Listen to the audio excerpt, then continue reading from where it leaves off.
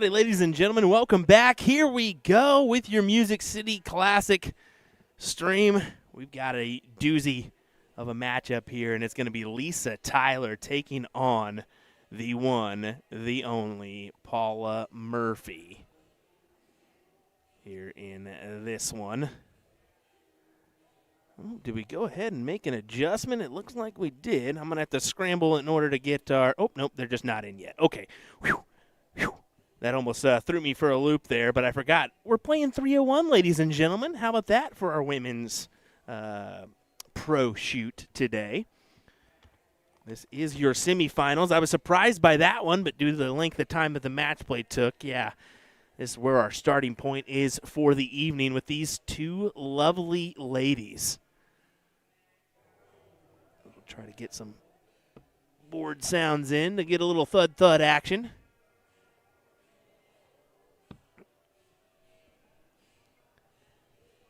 Of course, these two are still involved. Just about to get underway, but not yet, is going to be Robin Curry and Heather Vlasis, I believe is how you say that.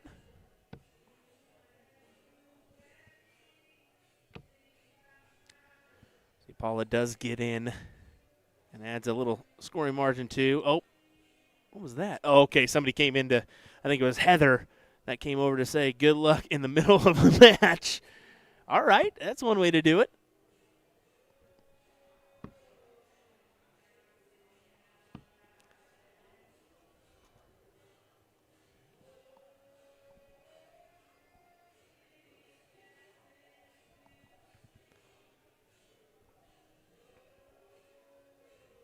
Still struggling to get in is Lisa.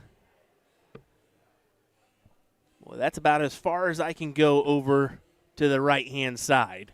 I thought I was definitely going to be clear. Just a little bit of the hair from Paula moving in, but a big shout-out to the dart tournament and the tournament staff, as well as the staff here at the Sonesta here in Nashville for making a few adjustments. The first stream of the day was a little bit blocked, we'll say that. So we had to make some adjustments in order to make things work out. I have to say we pretty much got it covered. It's just going to be a little bit extra work for Will as he has to go out there and move his camera every once in a while. But we'll make it work. We'll make it work. As Paul is looking to make it work here in this one. Not quite. But big time advantage for her with Lisa still on the outside looking in. And this is only a first to two leg battle, so it's going to be a quick affair.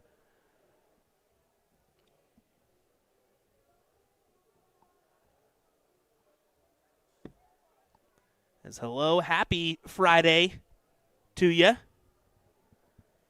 Appreciate you joining us for a coverage. There's a madhouse in, but it's an in for Lisa.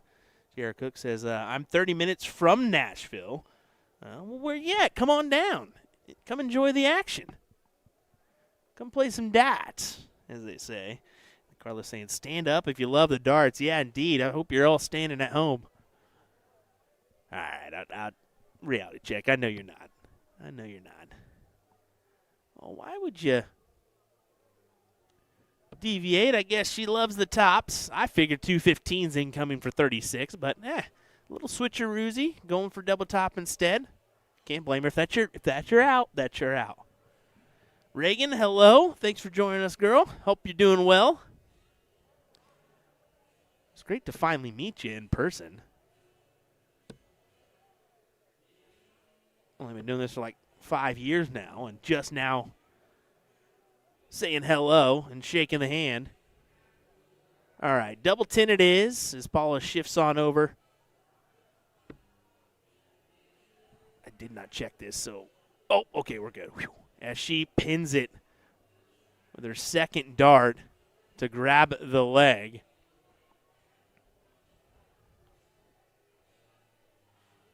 Lisa will try to right the wrongs of the last leg.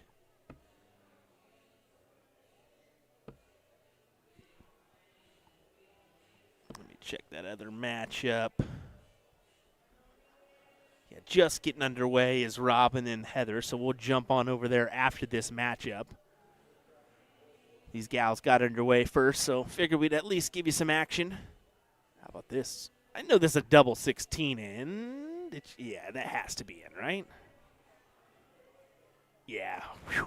Looked like she was going double 7 there for a minute. I was like, that's an interesting in.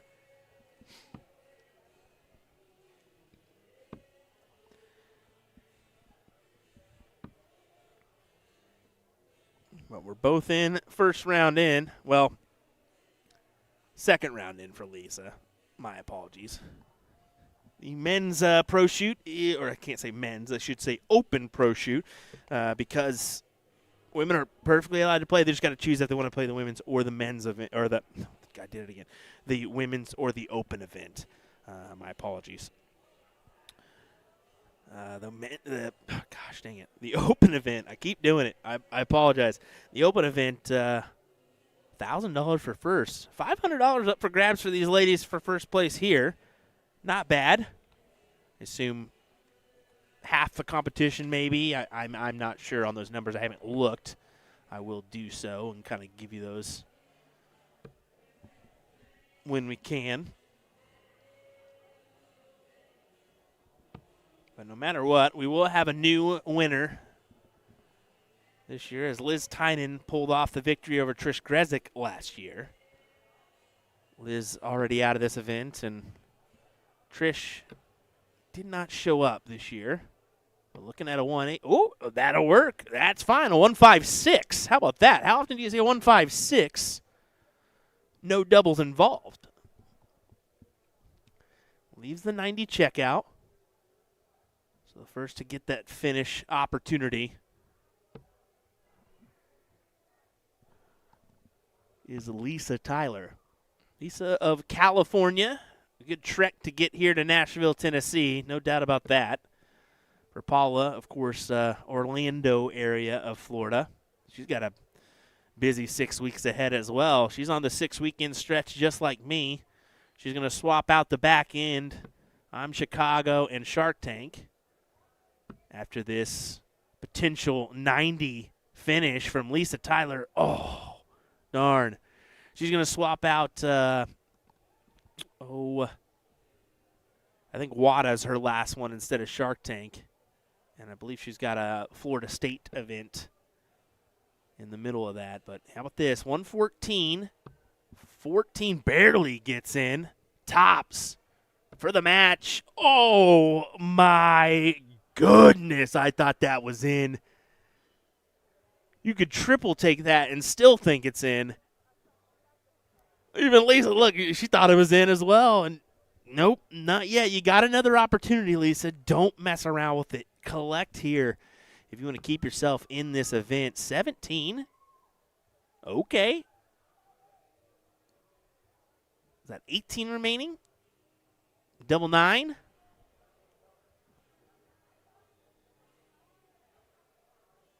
Yeah, I don't think she was properly just with that one going for the 3, of course, and just kind of sprayed a little bit. And yeah, unfortunately, not going to get the opportunity that she really wanted. So double 10 back to Paula Murphy, a number that she just collected on her previous checkout. Let's see if she can do it again. You like her odds. Ooh, is that a blocker? I don't know if that second one's definitely got to be hanging. As you see her just adjust over to the slight side, and I think she just pinned it. That she did. Paula Murphy with a big 20 finish there. And what you felt like, that's a little tough to do, but she mustered it in there for the win. Instead, we're going to go on over to this matchup. This is Robin Curry taking on Heather Vlasis. I did not have the opportunity to ask her how to pronounce her last name, so I apologize ahead of time. Heather, don't kill me, please. Don't kill me, as we'll go ahead and cue in some board sounds for her, hopefully, if it's working.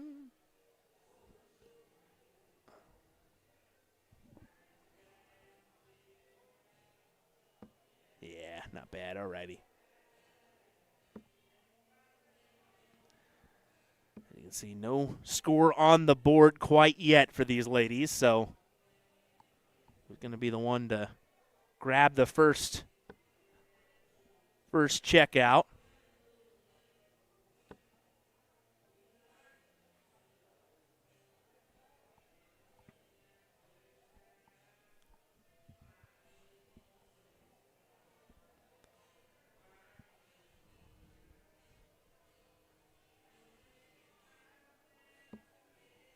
Robin really wants to produce that double 8. Oh, couldn't get any closer than that. Slight step over. Trying to make it work out for her. Not quite here, so Heather gets the look at 104. How does she go about this? I think she's getting a little assistance, actually. She went the 18 route. Still good to go here, and that's a good saving grace. And here we go, tops. Oh, my goodness, about went in. See Robin giving a smile there. But that's why that 104 necessarily isn't bad. If you drop it into the 4, you're still okay. If you hit the 1, yeah, unfortunately it's not going to work out for you, but those small opportunities.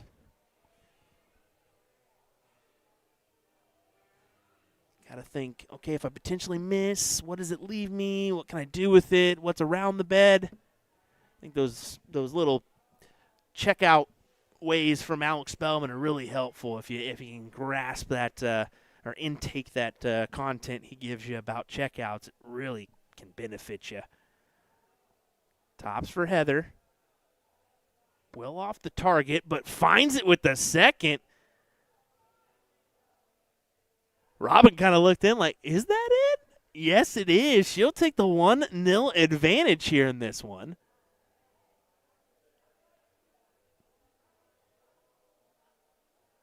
Just to hold the throw, so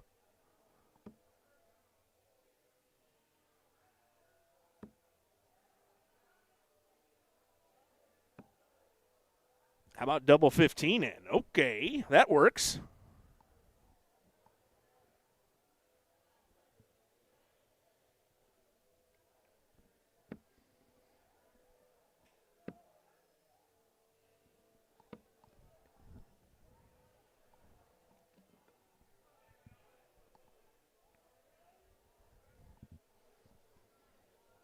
Whatever you can do to get yourself in here, that's what you need to plan on. I don't care if it's a double 1. If it works, right? Your 1 can be tricky. Yeah, they're smiling the whole way through. Look at that. Just up there having a great time and misses and still doesn't care. She's like, well, all right, we're still having fun.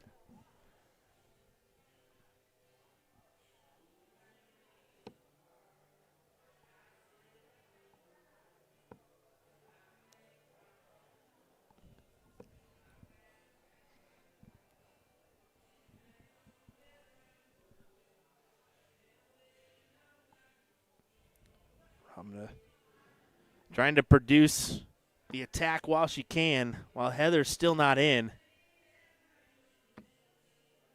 But she is now, as she gives a point of approval to the fans. Ooh, a cheering section for Heather.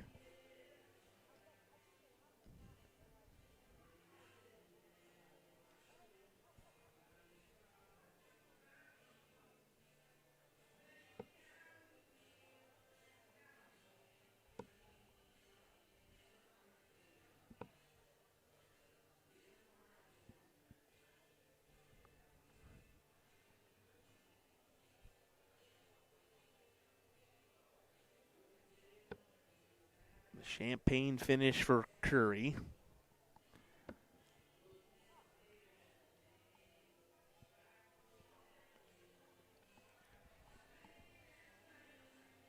Time is on her side, so doesn't need to attack Bull here, but she will.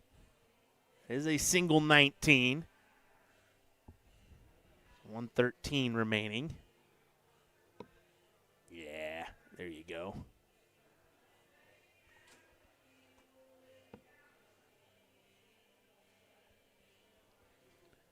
Not bad. I avoid the 20 there to leave 36, of course. Just because you can bust potentially. So leaves herself at 49, but A-okay. Promising right now to make this 1-1 and force the deciding leg.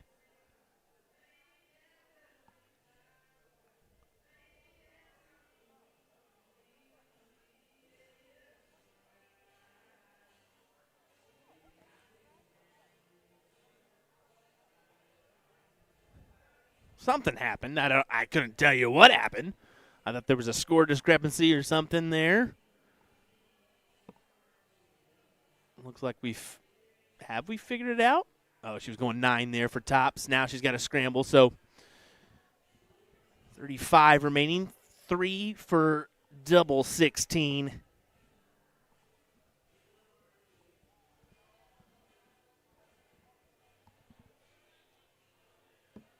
Oh, not quite.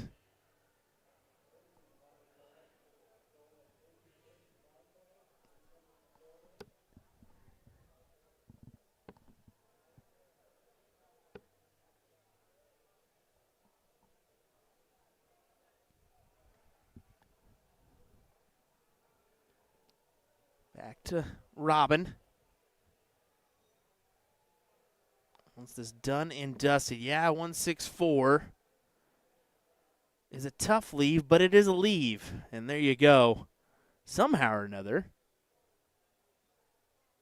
Is that in? Yes, it is. Somehow or another, it looked like it was inside, but the length of that dart, kind of deceiving. As Robin makes it 1-1, and I think that could not get any closer. I mentioned earlier, that one's closer than the one earlier. That is literally on the wire.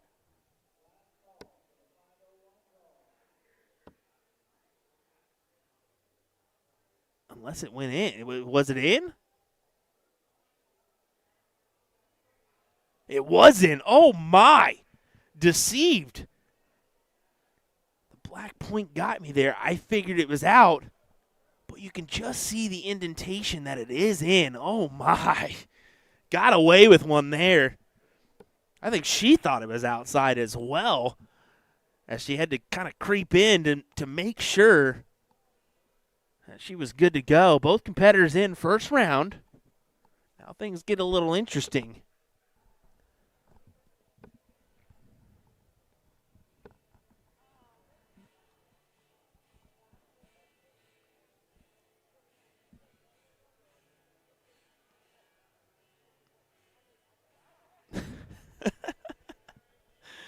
Oh, my. They're just having a laugh up there. You can't blame them for it.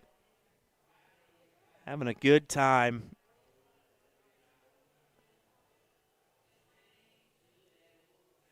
Just taking a look here.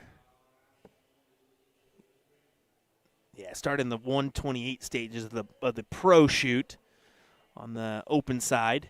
Looks like we're almost complete with the top 64, so a little update on that one. As it is a longer format for that pro shoot.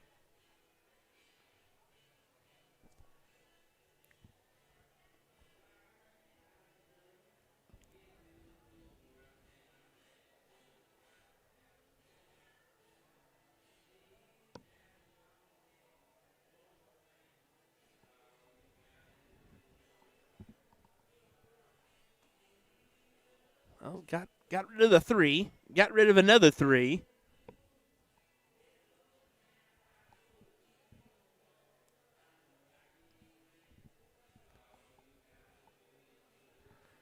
Not quite how she wanted it. Ideal, you leave a check out there. Instead, it's a master out opportunity, and that's not going to work here in this one. So Heather steals the slight advantage, and it's slight.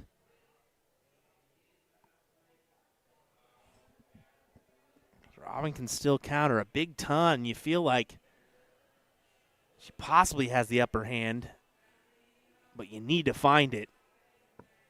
Needed to find it. It's only 40 to leave the 140.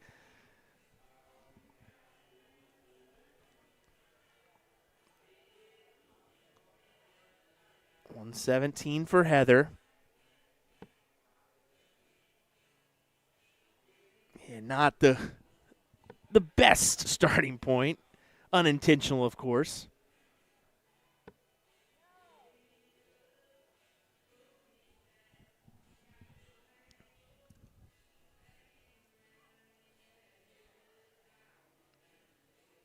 You see Robin doing a little math as well, just making sure.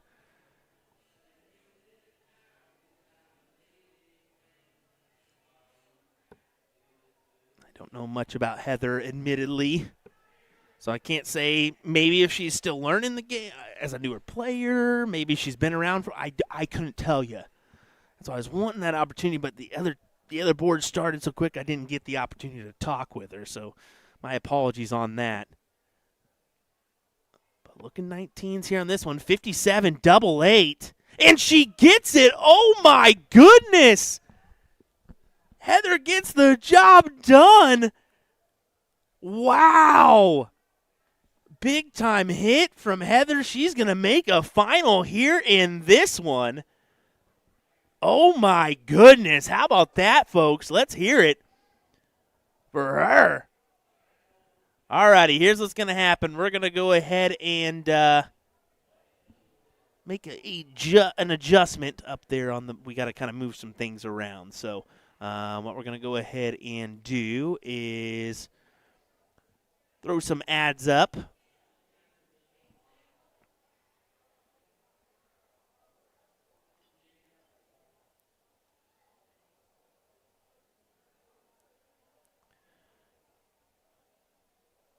Maybe an interview or two. Sorry, I'm getting everything situated here. I definitely forgot to do that one. Whoopsies. Not my fault. It was my fault. I'm not going to lie. All right, we'll play some quick ads, and we'll be right back with some more coverage, folks. Thanks for joining us.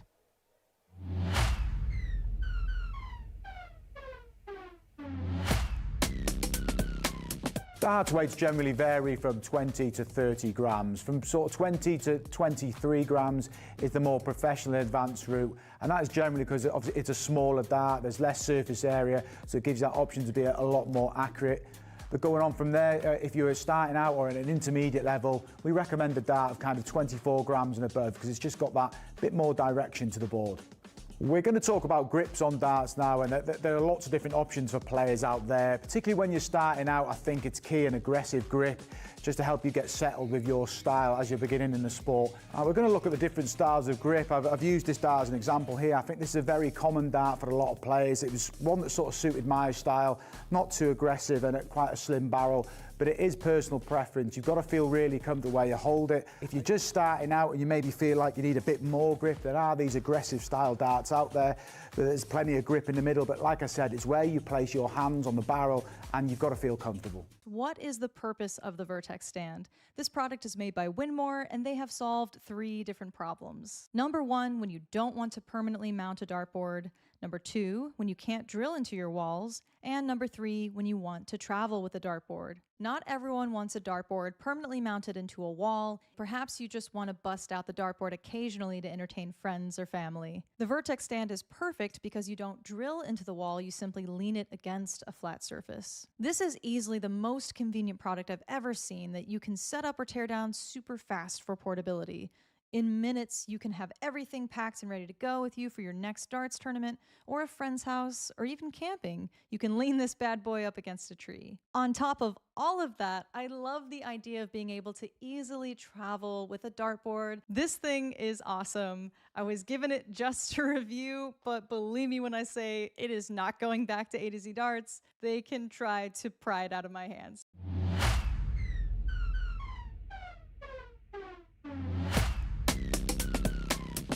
The second one we're going to look at is the integrated setup, which is the flight and stem all built in together. As you can see, it's got the perfect shape. There's no fiddling about like with the classic where you've got to pull the flight in and out. But again, it's down to your personal preference.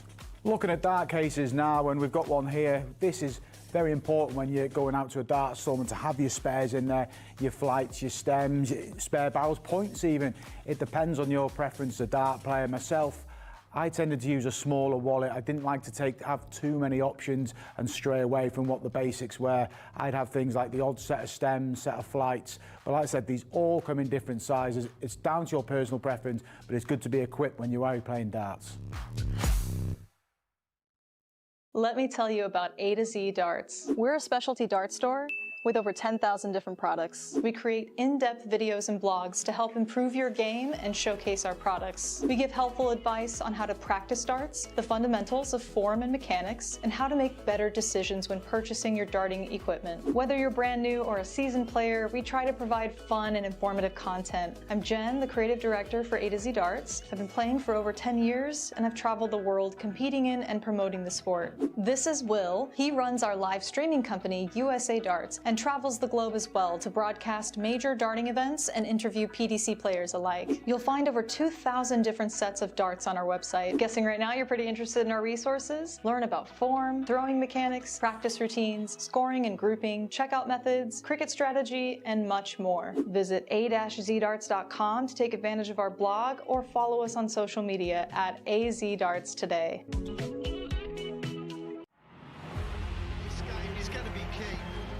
Tell by the way they're scoring, there may be nothing in it. One man misses, does the other man get? Yes! Double 12! That is the most amazing level of darts you will ever see in your life! I can't stop! 12, and the 9 Dart King lands another one!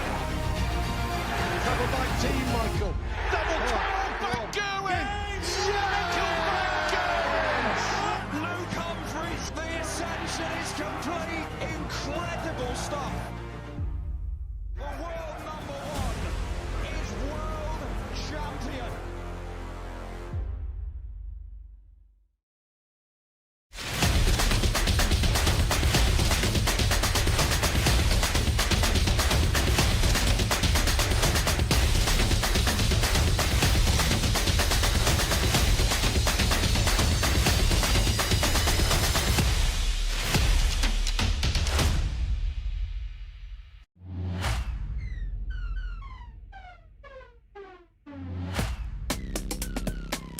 Starting in darts can be really daunting, so we're going to take you through some of the basic equipment to help you improve your game.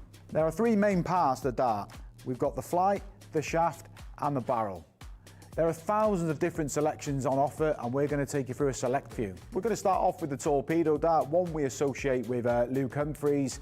He used this kind of dart because it lightly flies through the air. He's not got that sort of abrupt throw that other players have, and it just suits his style of play. The second dart we're going to look at is the parallel dart, and this is a very common design for me. I feel this is a good guide for starting off in your career. The likes of Michael Van Gerwen and Daryl Gurney have gone on to be very successful using this style of dart. It's one I started off with as well, and it's been perfect throughout my career, and it can suit most players' styles. The last set of darts we're going to look at is the specialist range, and obviously there's thousands of different options in this range, but it's one I'd associate with Peter Wright, obviously a player who's craving that perfection. Different styles will make his darts land different in the board. Obviously it is a dart that suits the more advanced player.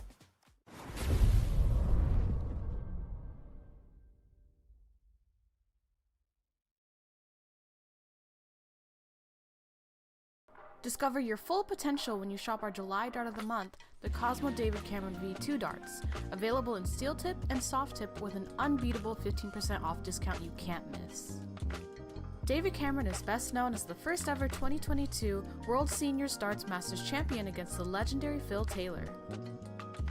These darts mirror David's exact grip and play style with simple radial grooves and vertical cuts that anyone can master. Pops of red along the barrel catch your eye, giving it a timeless edge. You can also get a chance to win your choice of Fit Flight David Cameron dart flights between the shape Rocket or Standard to pair with your new set of darts.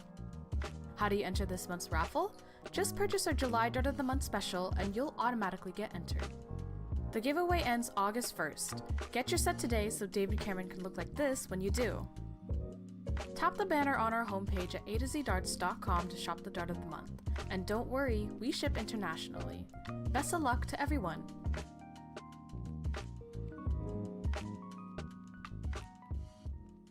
Got a dartboard with shabby segments and worn out sisal? Don't buy that brand new dartboard just yet. There's a much better solution. Knowing how and when to rotate your dartboard is an underrated practice many players neglect. Why rotate your dartboard? Although sisal is self-healing, you can't prevent the damage that occurs over time with high traffic segments like the treble 20. By rotating your dartboard, you can replace the 20 segment with a different segment that sees a lot less dart action. The damage gets distributed throughout all the segments, making your board last much longer. Decide how to rotate your dartboard. Whether you go clockwise or counterclockwise, be sure to stick with one method of rotating your board for consistent results. If you rotate it clockwise one time and then counterclockwise the next, you may be going back to a previously damaged segment instead of a fresh one.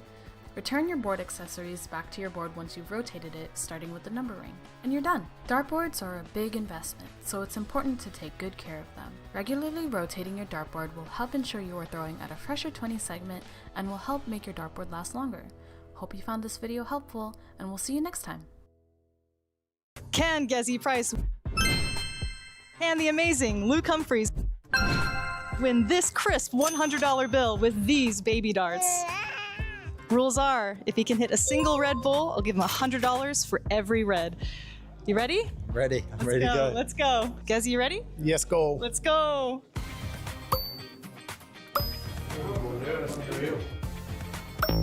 I'm not nervous at all. I came with the receipts. I've got 500 of these. Good effort. A good effort. Not bad. Now we're dialing it in. 6 more darts. Are you panicking a little bit or not? Oh no, I've got the receipts. I'm good. So that's 3 darts. 6 more. Oh! It's green. It's green. Sorry. So close. Oh. Oh. That was a great line. Well, yeah, that first one. Yeah. Here's our last 3 darts. Can Gezi get this? Wow. Oh! Maybe 3 more than he would have gotten it, but a great effort by Mr. Gerwin Price. Thank you. Next time.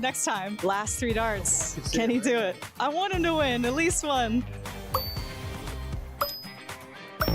Oh, unfortunately not, but I'll have to come up with another challenge for you. Number quits. Double the quid next time, no problem.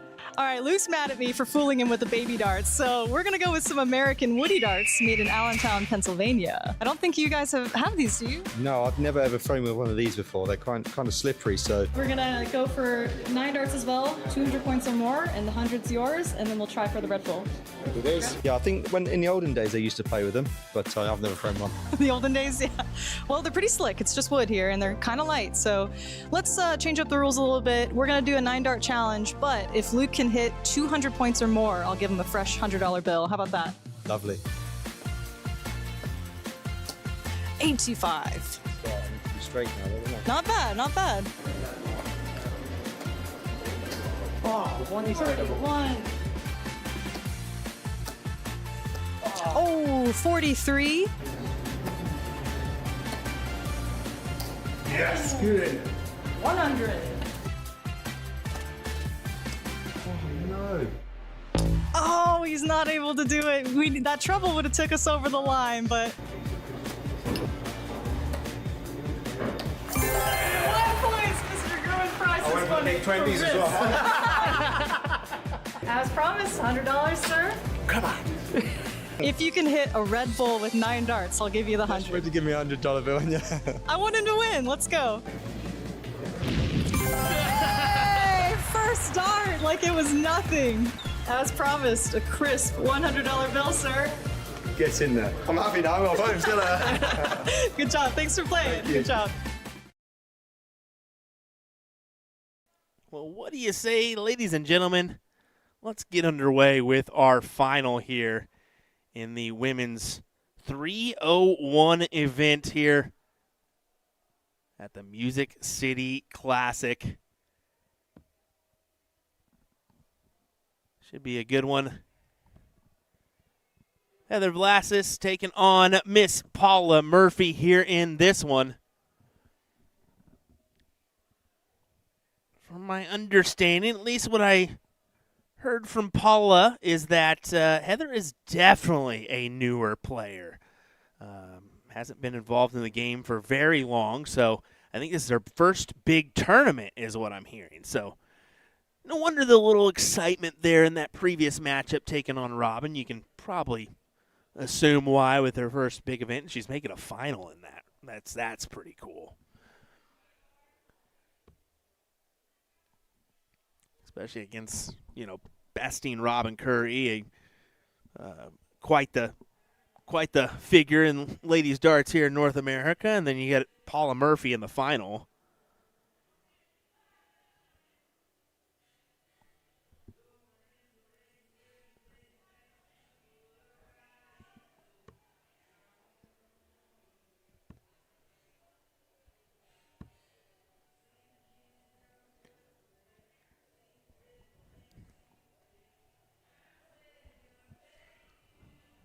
I'm putting a lot of faith in Heather because I didn't give her any instructions on where to properly go on the stage without blocking. So if we do get blocked, that's my fault. I'll just go ahead and say it. But so far, so good. Paula's pretty good about standing up and saying, hey, you might want to do this instead. She's a savvy veteran, but a savvy veteran still left a bogey. Womp, womp, womp, womp.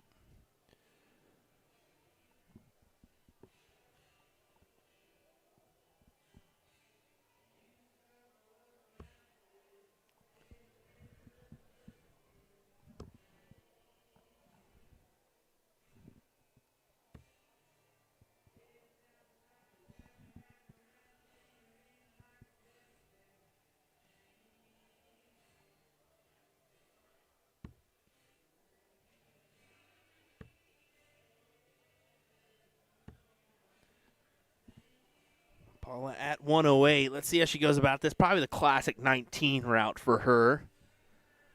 That's usually her preferred scoring wedge, so I figure the same here for this one. Needs to find the triple. I'm almost confident that is not in. There's no way that is sitting like that and in the triple bed. Just not possible, right?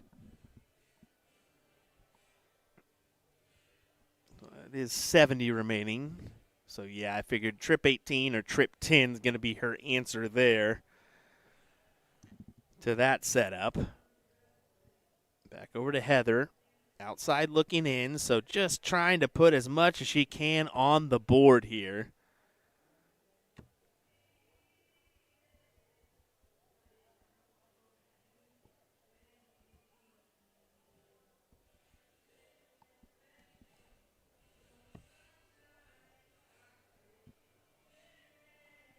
Wanted 45 there to leave 24.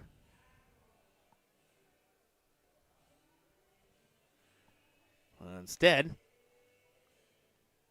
not a checkout. 26 leaves her at 43.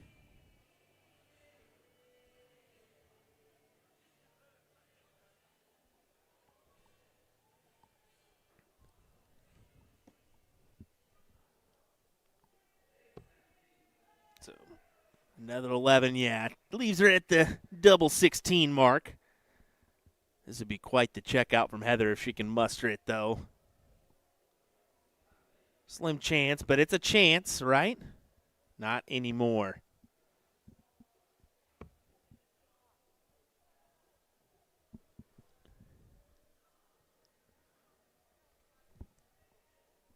So Paula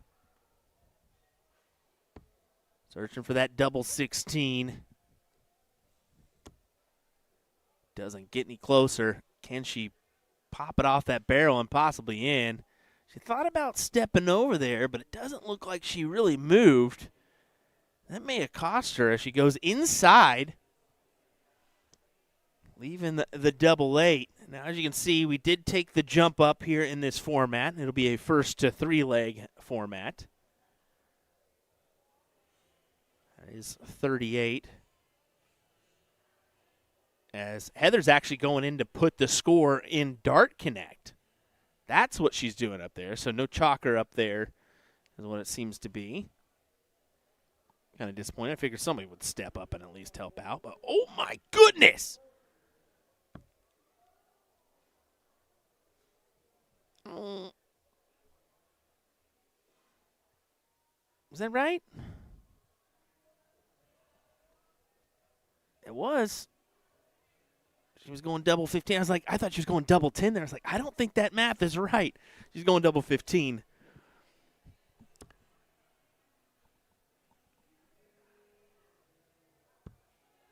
Paula really needs to pin this. Don't give her an opportunity to come back. And she will give her an opportunity.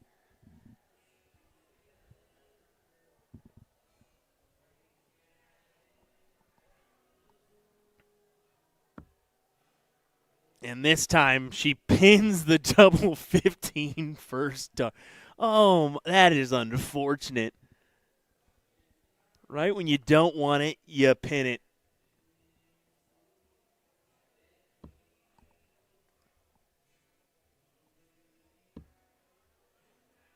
Trying to creep it up into the double here.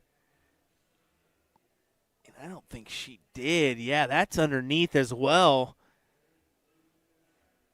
And right back to Heather. Who's going to be the first one to get the leg on the board here, ladies?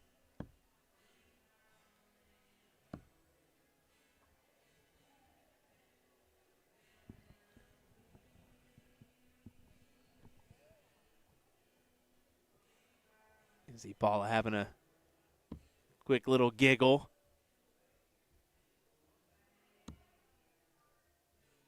She thought that one was in. Not quite. Take a step back there. She had a double check.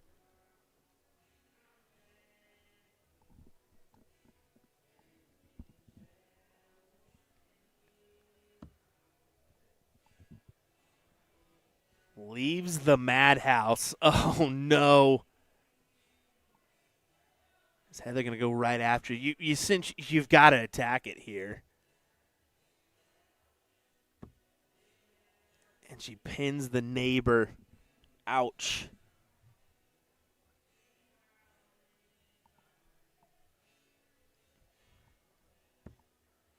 So again, some double trouble here in our final. As she ricochets it off that first dart and in. Paula Murphy gets the first one on the board. You knew eventually it was going to happen. Both had numerous opportunities to grab it, but not quite, as Heather will realize, yep, I got the start now. Step on up and take it.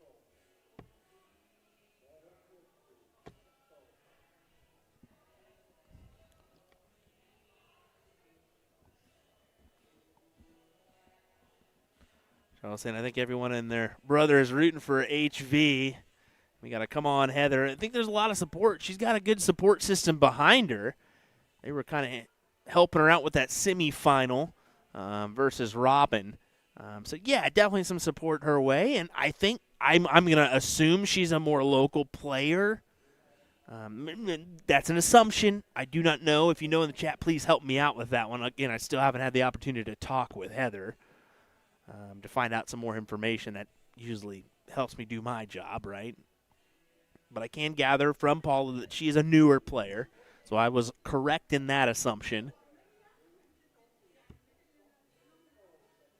A newer player making a great run here in this event. It's a great start to her weekend. It's a great start for both of our players on the weekend, to be fair. I believe this is Paula's first event that she's played in. Didn't participate in that NAUDA qualifier. I do not know about Heather if she did or not.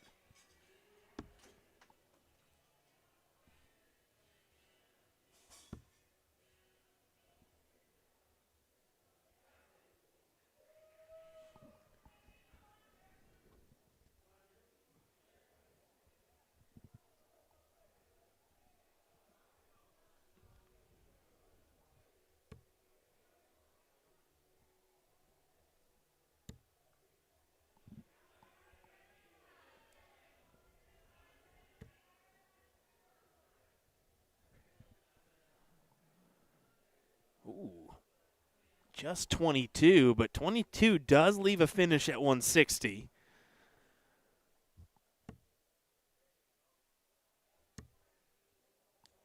Very well could have left a bogey in that position.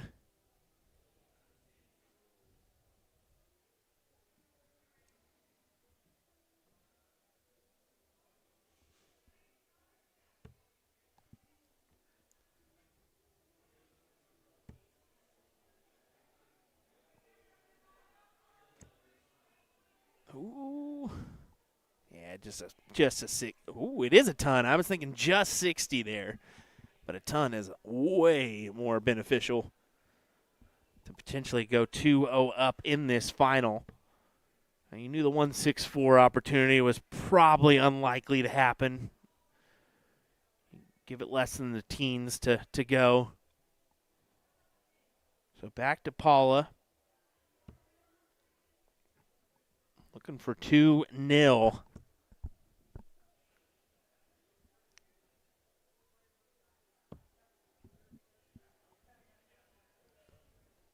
Not yet. You can see the group there watching via the TV, supporting Heather.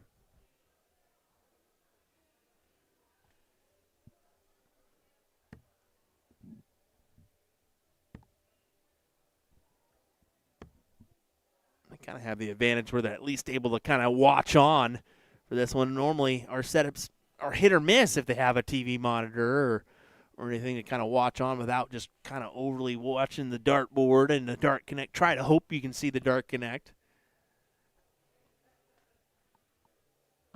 Yeah, Paula electing to split here. Interesting with her opponent still on a 108 is obtainable here.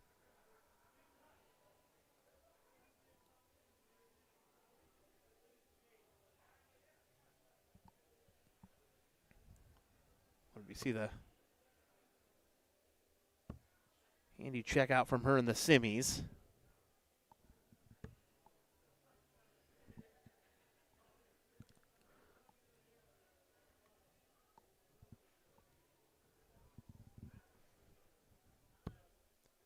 And yeah, that goes for Paula.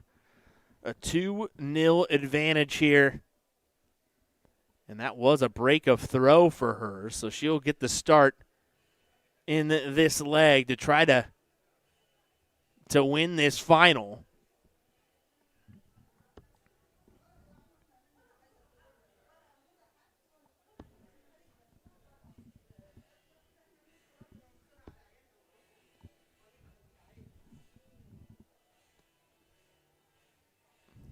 Look like someone's stepping in to help out with a last-ditch effort on the chalk job. Not bad. Kudos for doing so. Even if you only got a couple legs left, it's nice to have that chalker step in and speed things up a little bit. Just have an extra brain to work with as well. That's just a little mishap from Heather. Going the wrong direction. No harm, no foul, though. I think Paul was quick to say other way.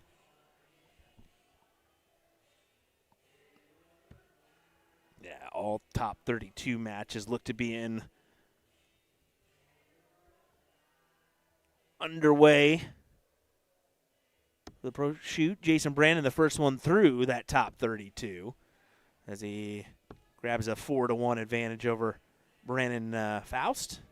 Hopefully we got that one right. Probably not, knowing me. I make a habit of butchering names.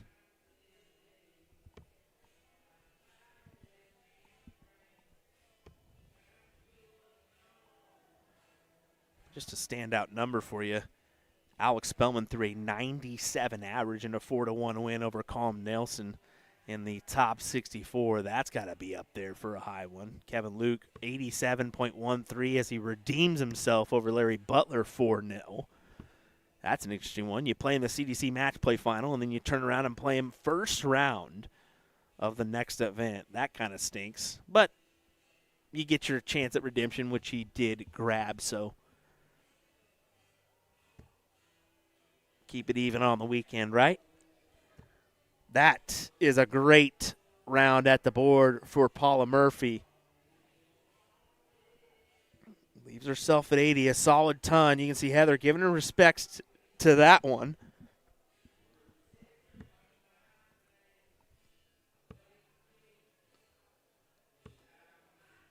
But I'd definitely say there's something in the water for Heather. I'd like to see what she does in the next year or two. This could be a point where, she's at the bottom of the hill and going up. You know what I'm saying? Just uphill trekking.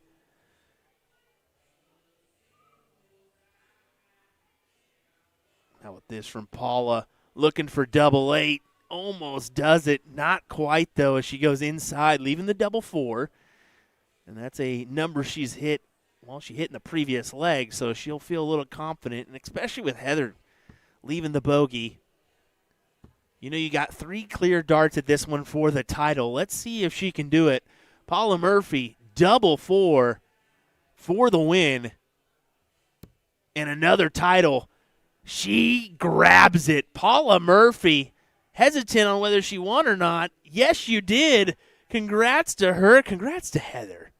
I think Heather, as I said, I think she's got potential. I think here in the next year or two, it'll be really interesting to see where this game could take her, because a final in your first big event? Come on now. That's spectacular. All righty, folks. Well, I did have a great conversation with Jason Brandon and Alex Spellman. Let's go ahead and listen to those combos as we'll kind of get ready and situated for our next events here, as everybody will take a photo and what have you. I got some cameras to replace. We'll go ahead and do that, and we will be right back with more entertaining action from the Music City Classic here in just a moment's time, folks. Top 16 matches up next for your Open Pro Singles event. You don't want to go anywhere. William Stewart from USA Darts. We'll be right back. Right, here with Jason Brandon at the Music City Classic. Jason, how does it feel to win up there on that U.S. Darts Masters stage, man? Man, I'm still in awe on that, man. It's still an unreal feeling. Like I said, I wanted to go up there and have some redemption for the first time, but to actually get up there and play as well as I did. And I know Bunning had a couple misses and everything, but, I played well on my throw. I knew when I had to break. I just didn't need to let him break back. And I did not want to go the 11th leg with him starting. Yeah. And when I started my last leg with a 180, I was like, okay, a little breathing. I can't let my foot off the gas, but I got a little breathing room here. So, but man, the atmosphere and everything, God, it was unreal. It was amazing up there, man. It gives you hope for the future of a potential another event, right? Or maybe even multiple events that'll come to North America, right? Yeah, I'm not sure yet. I've got an outside chance. I don't know how it's going to play out. I don't know what, because I think there's a couple new pros playing in Australia and New Zealand, but there's 2 more events, and if it holds out, I've got an outside chance at making the World Series of Darts Finals in Amsterdam in September. No clue for sure how that's going to work. Maybe it does, maybe it don't. I'll be ready if it does. I'll be ready for that call, but, I hope it does. But it'll be right after I go to Modus. It'd be like I would be coming back from Modus, have to turn around and go right back over there. So I might be better off just staying in London and flying from there. $600 flight from here versus a $40 flight from London makes a big difference. Some cheaper air options, that's for sure. But you spoke on Modus. How excited are you for that international pairs event with Alex? I can't wait for that. I cannot wait for that. I think we're gonna have fun. Hope we do a little better than we did in Maine this year, but we're playing in Florida later on, so a little warm up before that. So we'll see how it goes too. Exactly. Well, this weekend's kind of a big weekend for you. It's a WDF event, and right now on the current rankings, you're 10th in the main rankings, 9th in the race to Lakeside. That's a pretty big deal to go back there and try to mark your place again at that Lakeside stage. I want to do a little better than I did last time on that too. Assuming I can make it, I hope I make it back. But the next few weeks it's gonna be rough. I'm gonna miss some events. For WDF, I'm gonna miss WADA because we'll be over in England for Modus. Not going to DPFL. That's the 1 week I'm gonna have off in the next 7. So, but I got this weekend. We got the USA Classic. That's 2. Yeah, there's two there, so that'll help. And then, of course, I'm going to Budapest for the Masters. So I've got that little bit, and then whatever, I think they've got a silver or maybe a gold singles there. I can't remember what it is on top of the Masters that week. They're doing a whole festival that week. So that'll help. I don't know exactly. No, it'll be before the cutoff. It'll be before the cutoff, so we'll see. Yeah. If I can place well, maybe I'll make my spot again. So. Well, I don't know if you know it, though, but there's actually 4 North Americans in the top 10 right now. Yeah. That's kind of special that's I don't know if that's ever happened. No, I don't think it has. Well, maybe you're way back in the day, but recently that's big. It was Soldier, Alex, me, Fathom. That's your top 10. That's your top 10. That was the top right 10 right you gotta there. think, I think you got But then Kevin I think Luke Cameron, and maybe Jeff Springer or David Cameron in there as well. I think Cameron was in the top 15 or 16 on top of that. And I know Springer was like 22 or 23 last time. I hadn't looked where Kevin was. I hadn't seen. But that's. I mean, we're getting better over here. You're dang right we are. I think that's exactly what that means. And hopefully we get some more opportunities thrown our way and stuff. So I'm looking forward to it. I can't wait. Definitely. Well, Jason, good luck this weekend. Thanks for chatting with us. We appreciate it. Anytime, man. Appreciate it. Alex Spellman, good to chat with you here at the Music City Classic. Yep. Pretty big weekend ahead for you with the WDF Silver event on Saturday. What do you think? Looking forward to it. Last weekend wasn't so great up in Pittsburgh. I almost put in hardly any warm-up time. I was just enjoying talking to people. I was just kind of burnt out at that point between the Chicago stuff. But this weekend, I'm feeling much more energized and ready to go. So hopefully a good weekend. Well, you are a full-time darter now. Yeah. I mean, you can get that, suffer some burnout here and there. I'm sure you have you have days when you're commentating where you're super excited about it, and there's other days where even though it's a good matchup, you're just kind of dragging a little bit. It almost feels more forced, and that was me last weekend. I tried my best still with my partners and stuff, but sometimes you just need a little vacation, take a break, refresh, and back at it this weekend. 1,000%. Currently, right now on the WDF side, you're sitting pretty good in the rankings for a position at Lakeside. I think you almost kind of locked it in. You excited for that? I don't really play for points. I just kind of let things happen. I've been up and down this year, and fortunately, I keep winning WDF events. I won't win the crickets. I'll actually not do so well in the crickets, and then I'll win at the O1. So.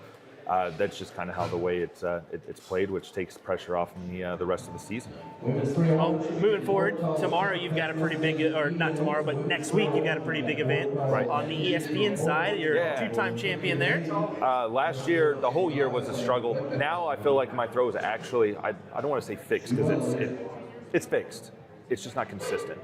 Even the match today or playing yesterday, there's lots of really good stuff. There's 2023 Spellman in there, and then there's some 2024 Spellman in there. So, but I'm trending more towards the positives. So, I haven't particularly enjoyed my soft tip this year, but that's one event. That's the one event I look forward to every year, and because things are trending positively, I kind of like my chances this year.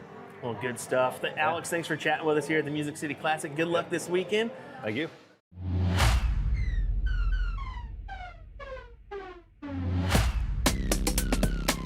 The heart weights generally vary from 20 to 30 grams. From sort of 20 to 23 grams is the more professional and advanced route, and that is generally because it's a smaller dart, there's less surface area, so it gives you that option to be a lot more accurate. But going on from there, if you're starting out or at an intermediate level, we recommend a dart of kind of 24 grams and above because it's just got that bit more direction to the board. We're going to talk about grips on darts now, and there are lots of different options for players out there. Particularly when you're starting out, I think it's key an aggressive grip just to help you get settled with your style as you're beginning in the sport. We're going to look at the different styles of grip. I've used this dart as an example here. I think this is a very common dart for a lot of players. It was one that sort of suited my style, not too aggressive and at quite a slim barrel. But it is personal preference. You've got to feel really comfortable where you hold it. If you're just starting out and you maybe feel like you need a bit more grip, there are these aggressive style darts out there. There's plenty of grip in the middle, but like I said, it's where you place your hands on the barrel and you've got to feel comfortable. What is the purpose of the Vertex stand? This product is made by Winmore, and they have solved 3 different problems. Number 1, when you don't want to permanently mount a dartboard. Number 2, when you can't drill into your walls. And number 3, when you want to travel with a dartboard. Not everyone wants a dartboard permanently mounted into a wall. Perhaps you just want to bust out the dartboard occasionally to entertain friends or family. The Vertex stand is perfect because you don't drill into the wall, you simply lean it against a flat surface. This is easily the most convenient product I've ever seen that you can set up or tear down super fast for portability.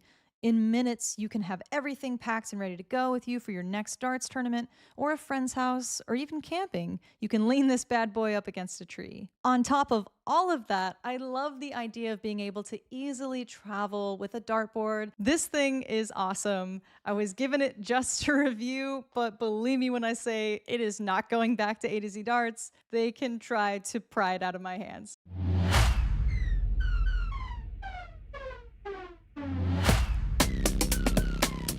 The second one we're going to look at is the integrated setup, which is the flight and stem all built in together. As you can see, it's got the perfect shape. There's no fiddling about like with the classic where you've got to pull the flight in and out. But again, it's down to your personal preference. Looking at dart cases now, and we've got one here. This is very important when you're going out to a dart tournament to have your spares in there, your flights, your stems, your spare barrels, points even. It depends on your preference, a dart player. Myself, I tended to use a smaller wallet. I didn't like to have too many options and stray away from what the basics were. I'd have things like the odd set of stems, set of flights. But like I said, these all come in different sizes. It's down to your personal preference, but it's good to be equipped when you are playing darts. Let me tell you about A to Z Darts. We're a specialty dart store with over 10,000 different products. We create in-depth videos and blogs to help improve your game and showcase our products. We give helpful advice on how to practice darts, the fundamentals of form and mechanics, and how to make better decisions when purchasing your darting equipment. Whether you're brand new or a seasoned player, we try to provide fun and informative content. I'm Jen, the creative director for A to Z Darts. I've been playing for over 10 years, and I've traveled the world competing in and promoting the sport. This is Will. He runs our live streaming company, USA Darts, and travels the globe as well to broadcast major darting events and interview PDC players alike. You'll find over 2,000 different sets of darts on our website. Guessing right now you're pretty interested in our resources? Learn about form, throwing mechanics, practice routines, scoring and grouping, checkout methods, cricket strategy, and much more. Visit a-zdarts.com to take advantage of our blog or follow us on social media at AZDarts today.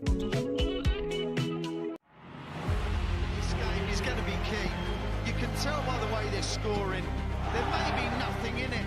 One man misses, does the other man get? Yes! Double 12! That is the most amazing level of darts you will ever see in your life! I can't state! Double 12, and the 9 Dart King lands another one! Covered by Team Michael. Double 12, back going!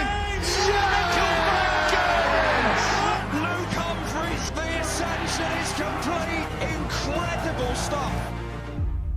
The world number one is world champion.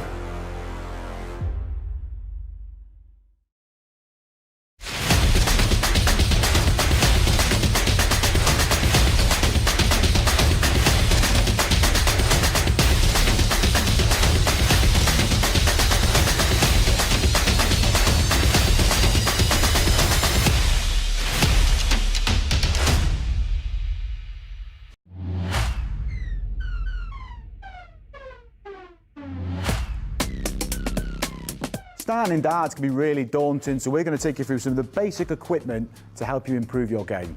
There are three main parts to the dart. We've got the flight, the shaft, and the barrel. There are thousands of different selections on offer, and we're going to take you through a select few. We're going to start off with the torpedo dart, one we associate with Luke Humphries.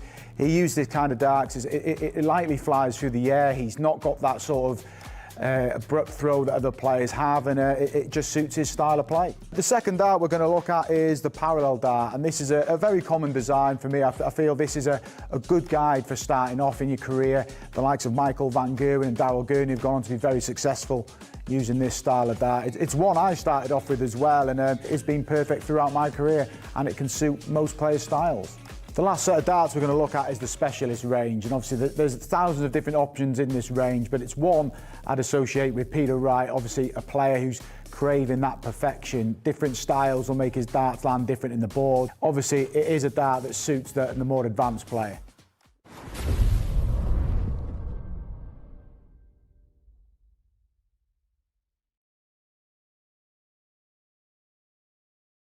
Discover your full potential when you shop our July Dart of the Month, the Cosmo David Cameron V2 darts, available in steel tip and soft tip with an unbeatable 15% off discount you can't miss. David Cameron is best known as the first ever 2022 World Senior Darts Masters champion against the legendary Phil Taylor.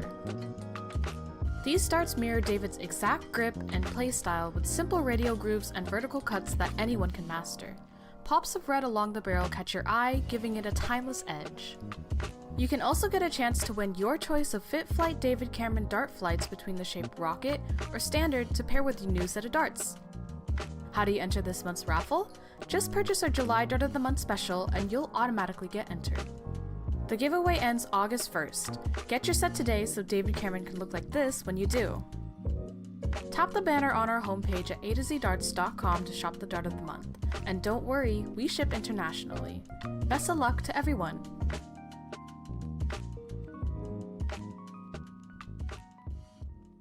Got a dartboard with shabby segments and worn out sisal? Don't buy that brand new dartboard just yet. There's a much better solution. Knowing how and when to rotate your dartboard is an underrated practice many players neglect.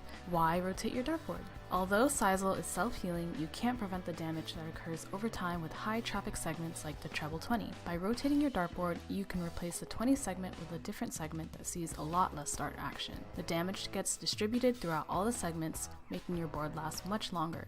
Decide how to rotate your dartboard. Whether you go clockwise or counterclockwise, be sure to stick with one method of rotating your board for consistent results. If you rotate it clockwise one time and then counterclockwise the next, you may be going back to a previously damaged segment instead of a fresh one. Return your board accessories back to your board once you've rotated it, starting with the number ring, and you're done. Dartboards are a big investment, so it's important to take good care of them. Regularly rotating your dartboard will help ensure you are throwing at a fresher 20 segment and will help make your dartboard last longer. Hope you found this video helpful, and we'll see you next time. Can Gezi Price and the amazing Luke Humphries win this crisp $100 bill with these baby darts? Rules are, if he can hit a single red bull, I'll give him $100 for every red. You ready? Ready. I'm ready to go. Let's go. Gezi, you ready? Yes, go. Let's go.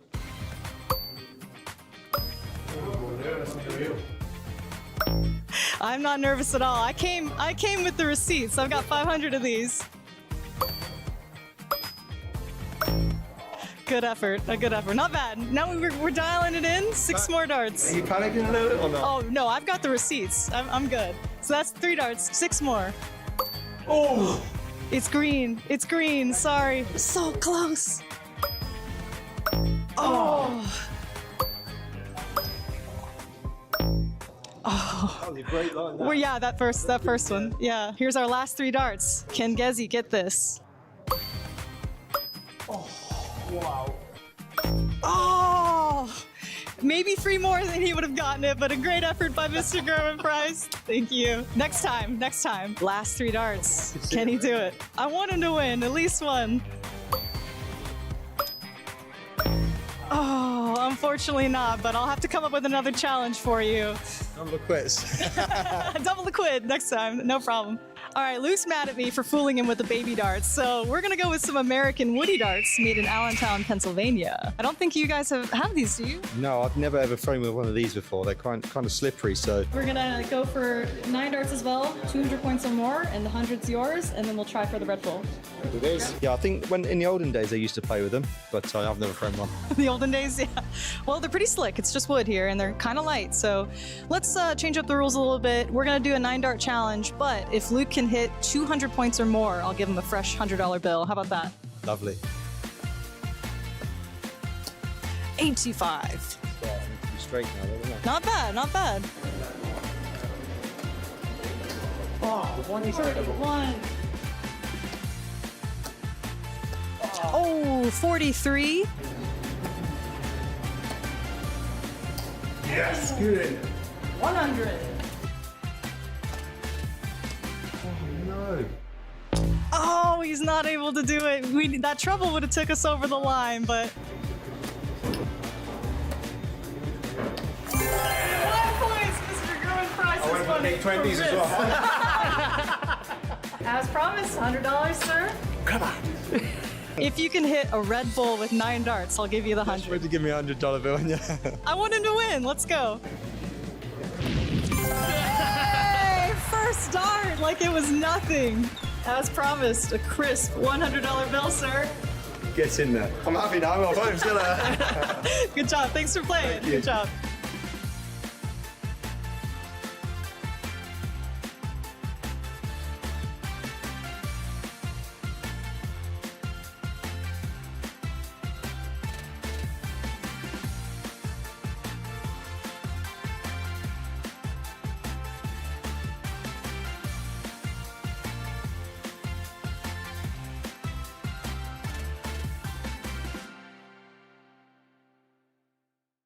Right, here with Jason Brandon at the Music City Classic. Jason, how does it feel to win up there on that U.S. Darts Masters stage, man? Man, I'm still in awe on that, man. It's still an unreal feeling.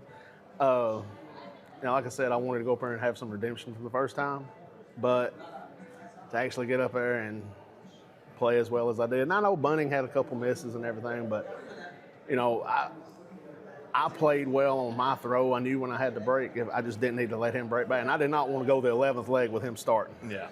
And when I started my last leg with a 180, I was like, okay, a little breathing. I can't let my foot off the gas, but I got a little breathing room here. So, but man, the atmosphere and everything, God, it was unreal. It was amazing up there, man. It gives you hope for the future of a potential another event, Right. Or maybe even multiple events that'll come to North America, right? Yeah, I'm not sure yet. I've got an outside chance. I don't know how it's going to play out. I don't know what, because I think there's a couple new pros playing in Australia and New Zealand, but there's 2 more events, and if it holds out, I've got an outside chance at making the World Series of Darts Finals in Amsterdam in September.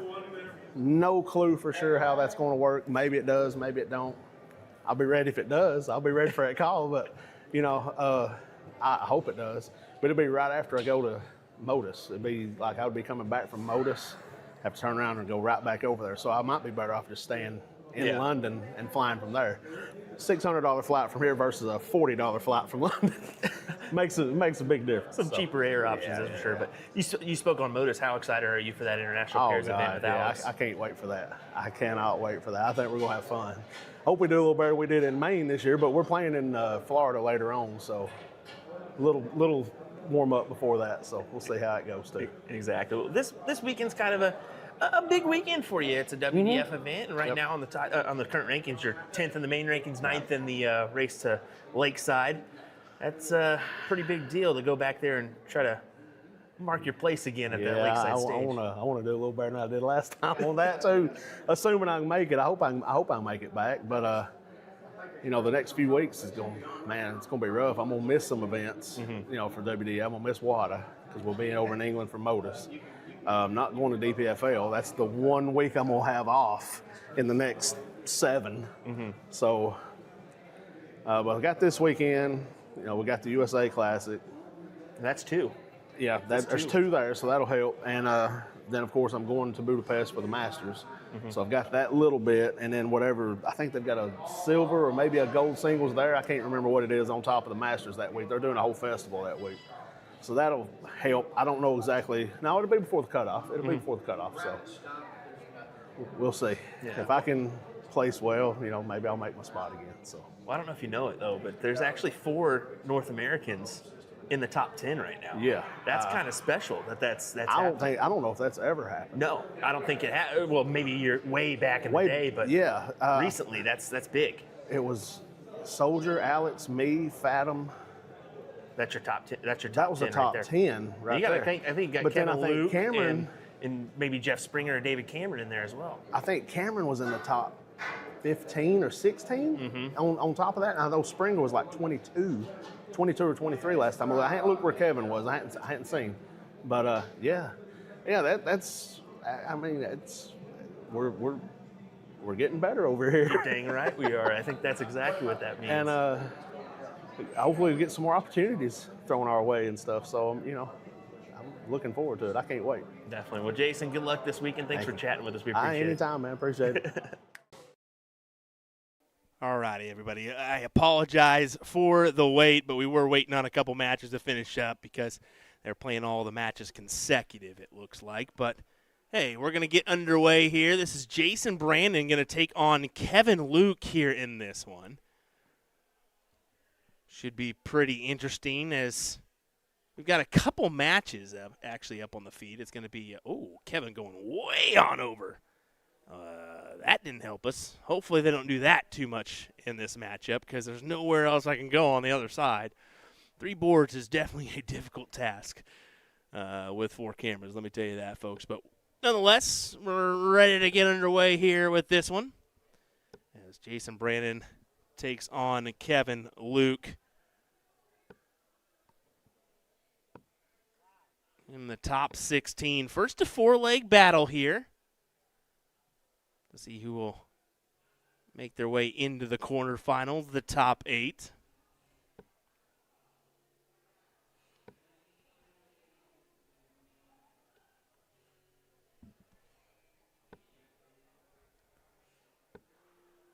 Kevin, of course, playing well today as he did make that run into the finals of the CDC match play. How about Spellman back there just nonchalantly squatting on the stage, just hanging out, having a chat right behind their matchup. That's good. Over on the other board, it's Nick Georgeson going to take on Joe Cheney. Our plan is to jump on over to there after the conclusion of this matchup. Joe, one of those players that plays from the far right-hand side of the throw line, so that may throw us for a loop on that other board, even with the move over.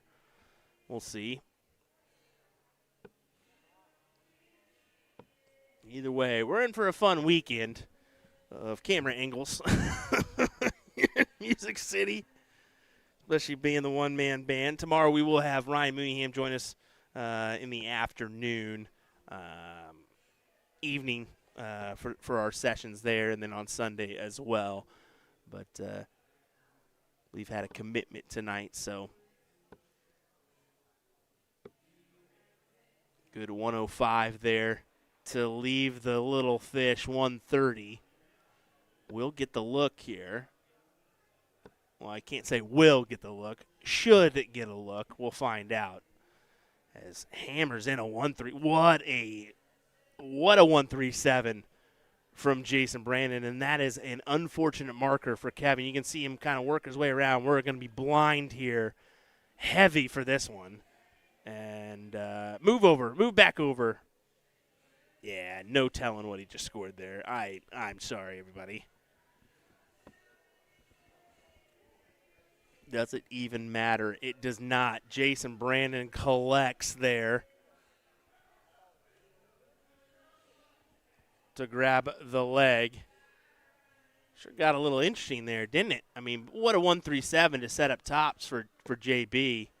And another 177 start for Kevin Luke. That is, he's had a 177, a 171, and another 177 on start so far that I've seen on stream.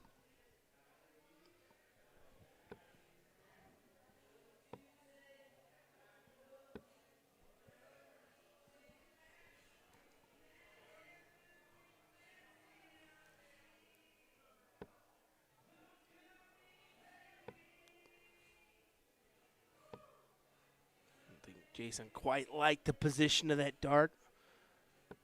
Seemed like a great spot for a 180, but that's just from our perspective. Maybe it just was a touch blocking. And when you feel that it's a touch blocking, you need to make that transition to a different wedge. Give yourself the best opportunity at the maximum scoring presence. As JB will block us here as well with a step over. Man, I gotta move. I think I'm gonna move those stairs out from the front of our spot to make room for this. But gets a look at tops. He says, "I was a good couple inches off." Yes, you were, Kevin. But it was a great look. Starting to see those 17s utilized more on that 1-4-2.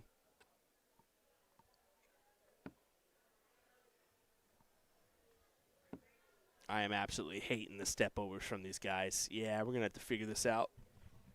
The stairs are getting moved. You guys can come on the outside of the stage from here on out. No ifs, ands, or buts about it. We can't have any more of those block shots. It's just simply not going to do. I mean, the other one's okay. You can do that. You can step over that way. No harm, no foul. 82 remaining for JB. And he's going to get the look here with Kevin not able to produce the double 10. Jason Brandon, you heard in the interview, says that was a different, that'll be coming out. But he prefers a 1-2-1 or an 82 finish. Won't get it to go here. But did leave himself a chance at the bull just in case. Yeah, that'll be a good short coming out with Jason Brandon as well as Alex Spellman. It's interesting to hear their take on a couple things and in a quick fashion. Not a lot of time to think about it. They needed to come up with the answers quick, so JB 13 for double 16 and gets it. 2-0 advantage for the man. And you can see Kevin not thrilled. Kind of throws his darts on the table knowing what coulda, shoulda, woulda happened. Did not. As JB has the two-leg spread.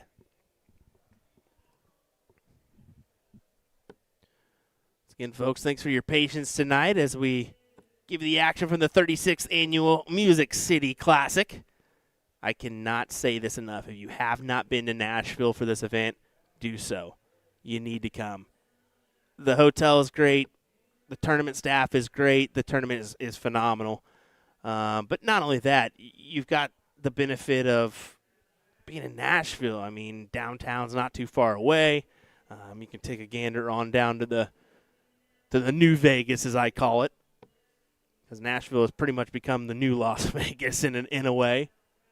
It's a party atmosphere. Massive 171 for Jason.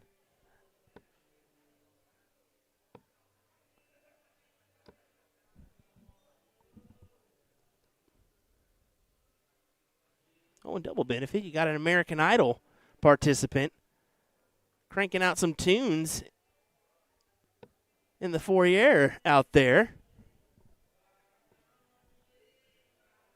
A little extra entertainment if you find yourself out of the event or in between. Go out there and listen to some good music.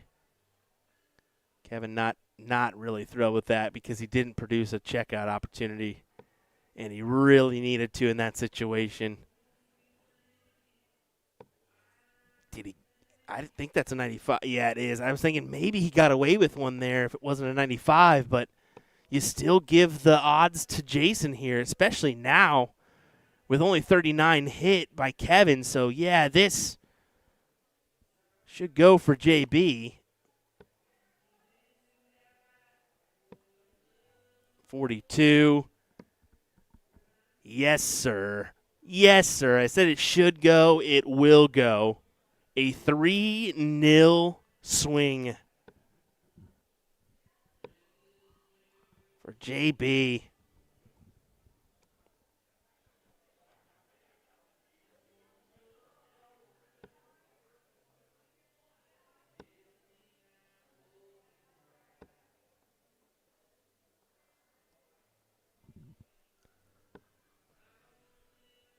If you're Kevin, every leg, you need it. You need every single leg here to pull off the victory and continue on in this event. It may feel unlikely, but it just takes a few good rounds, and then all of a sudden you have the confidence to do more.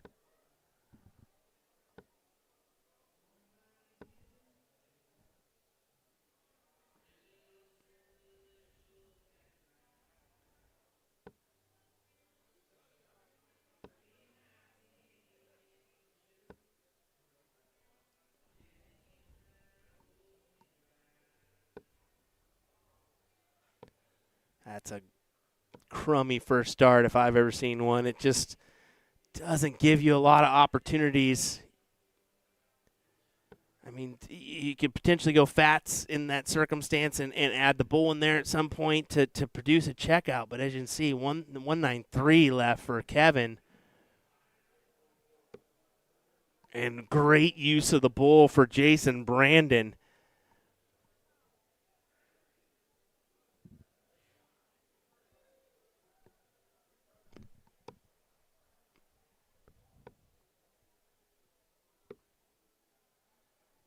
So for the match, can this 1-4-2 go? Kevin got a look at it earlier in this one. Let's see how JB goes. He's going to go classic 20s route.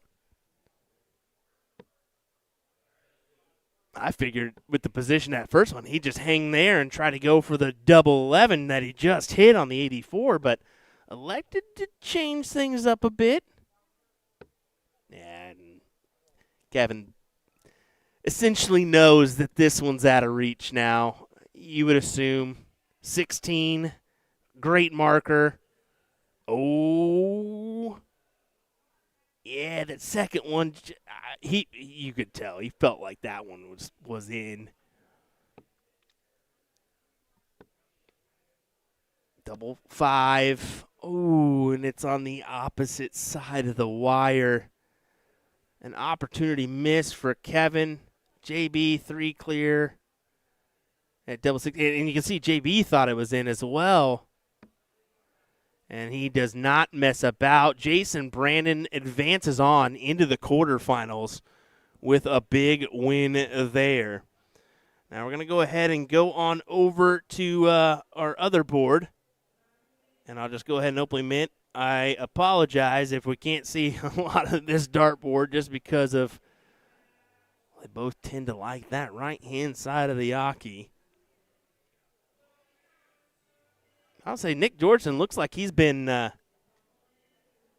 putting some work in at the gym, don't he? The old bull shot darts, what he's known for. As we'll pull up our scoring. Here he goes 15 for tops, trying to get the leg here.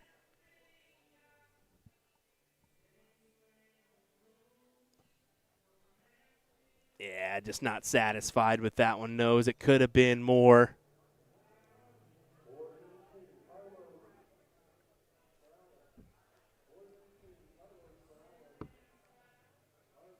Double 2. And Cheney puts one on the board. We're getting a treatment of the hometown folks here with Joe and Jason Brandon.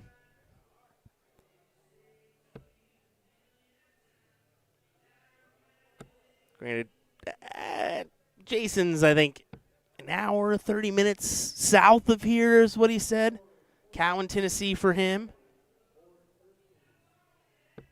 In years past, he usually makes the trip home every night. I don't know if he's doing that again this year. I'll have to ask him, but just an effort to save a little cash, save a little money. Him and his daughter trek home.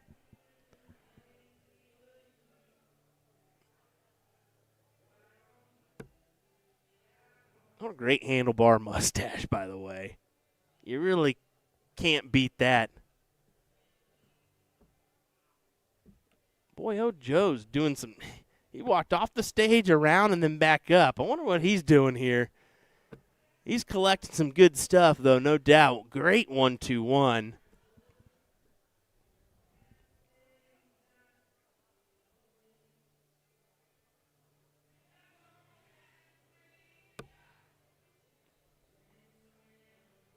Yeah, really walking around. That's something I don't see from Cheney a lot, is the maneuvering around like that. At least I don't believe I've seen him do that in the past.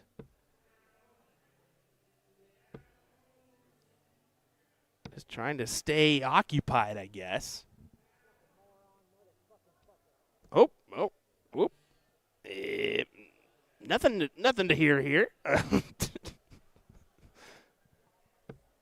Hopefully let him bleed through.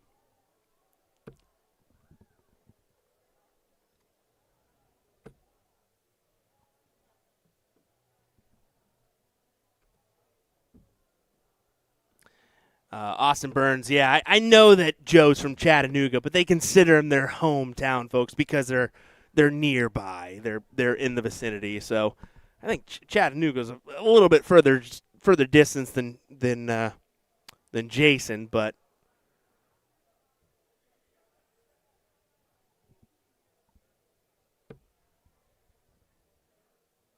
I think a lot of this I think it is a rhythm deal here for Joe, as Nick just takes a little bit more time to set up. So I think that is probably why he's doing the walk around here. It's a smart idea if you feel like you're getting thrown off a little bit, just kind of take your time, go around. Tom says, "Come on, Freddie Mercury." Don't do my man Nick like that. Come on now.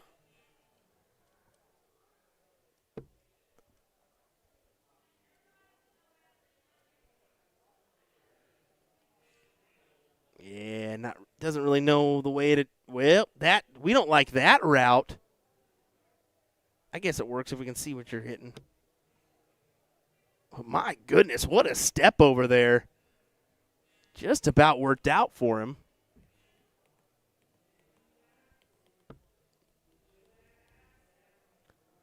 Over to double 10, collects 2-2 now. And a two-leg swing for Cheney. You see, maybe that step off the stage is helping his rhythm.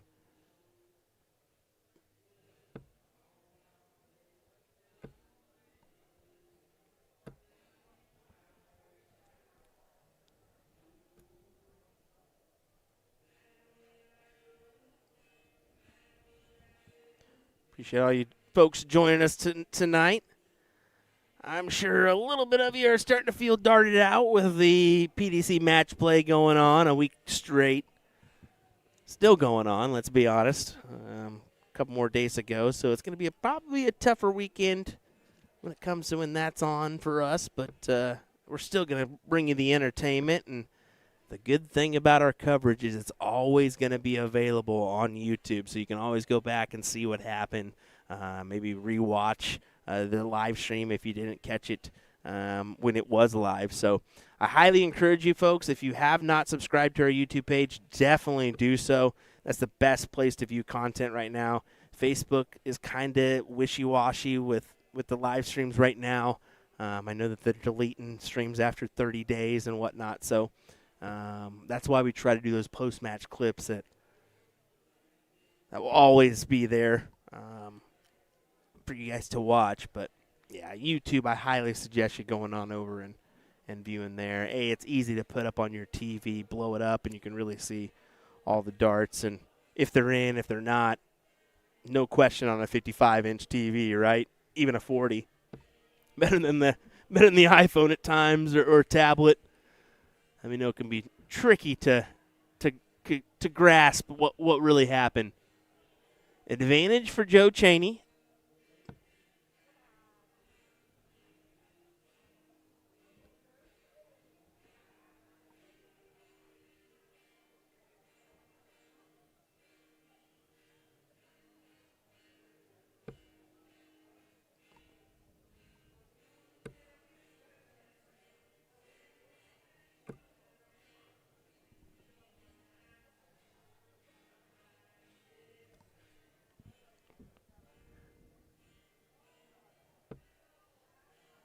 I have 6 from this.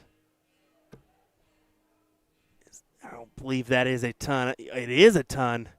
Snuck it in there to leave 47.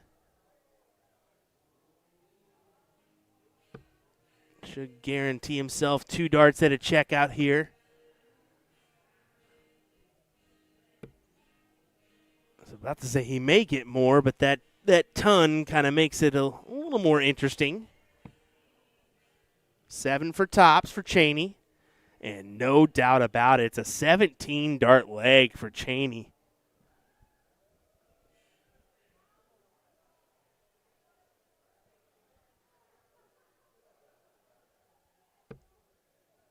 Something has clicked for the man.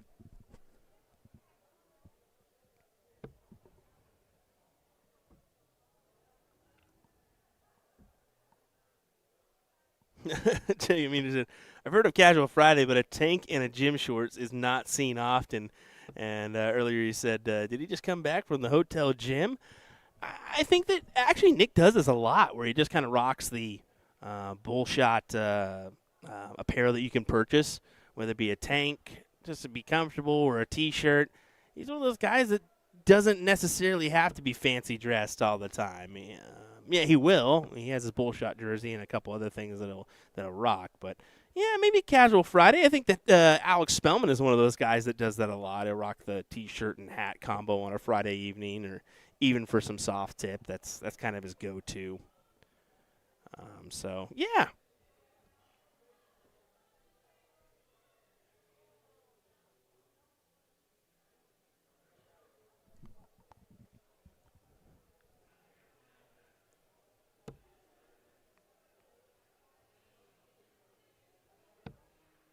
Nick's got to feel a little bit of pressure here. Unable to produce, only 58.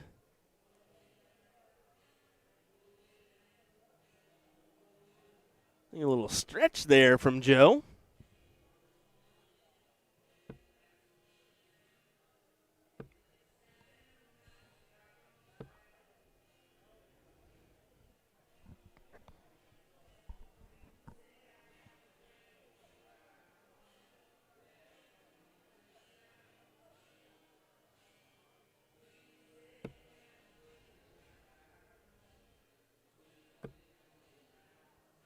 Needs one triple minimum. I think he gathered it there. No, he did not. Just the 60. Can't assume here in this one.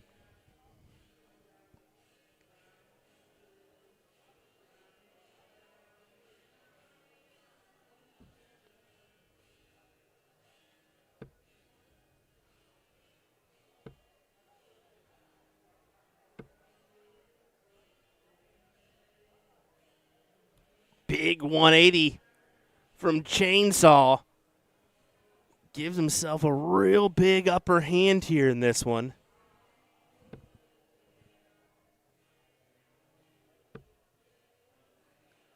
And that's just simply not going to work for Nick. Had no opportunity to leave a checkout with that last dart, and now Cheney is going to make him pay. 218s, leaves a shot at the bull. Didn't need to go for it. That's why you've seen him switch there, just to give himself the best odds of going into that last 8.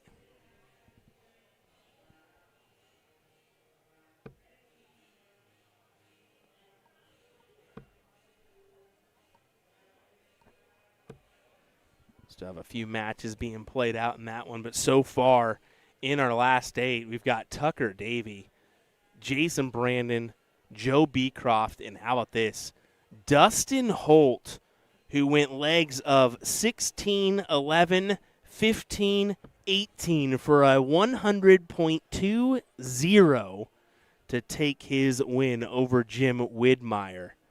Wow, what a matchup.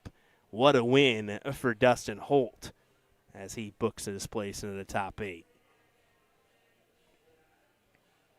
See Cheney take a walk.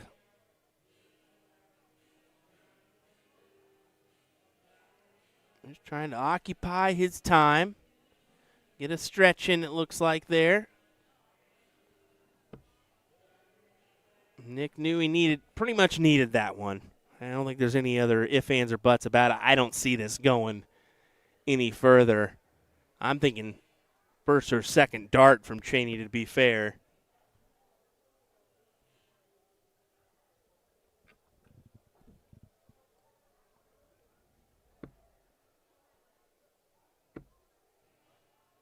Well, it's not first. It's not second. Won't be the third either. Wow. How did those not find its way in? Wow. Back to Nick. Needs this to force a last leg decider. Double-double. He went for it. He definitely went for it.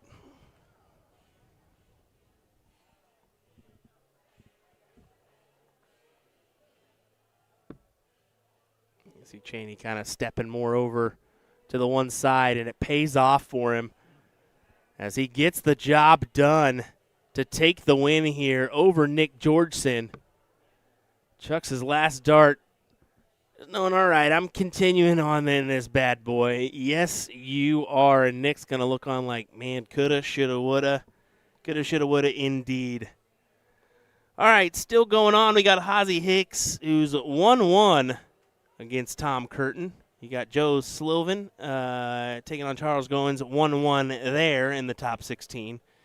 And you have some guy named Alex Spellman taking on Jeff Ball on board 23.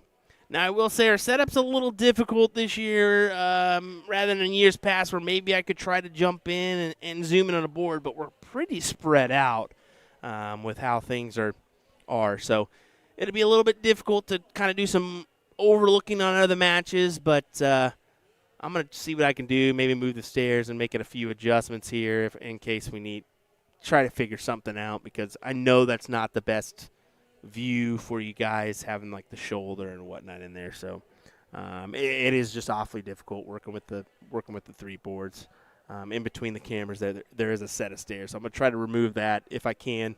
We do still have 2 other stairs that they can use, but we'll figure it out. First night, some changes to be made, but hey, that sometimes is the case, okay? All righty, we'll be right back, folks. Thanks for joining us. William Stewart, USA Darts. We'll throw in some background and music, and we'll be right back with some more action in just a moment's time.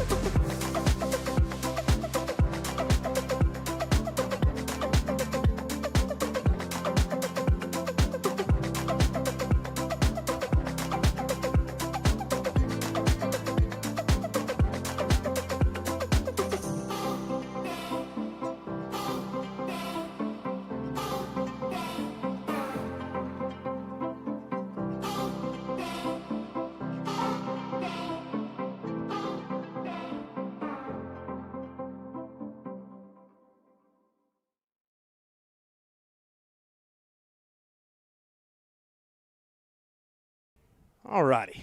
Adjustments have been made. We should be okay for the rest of the well, I'm not going to even say it.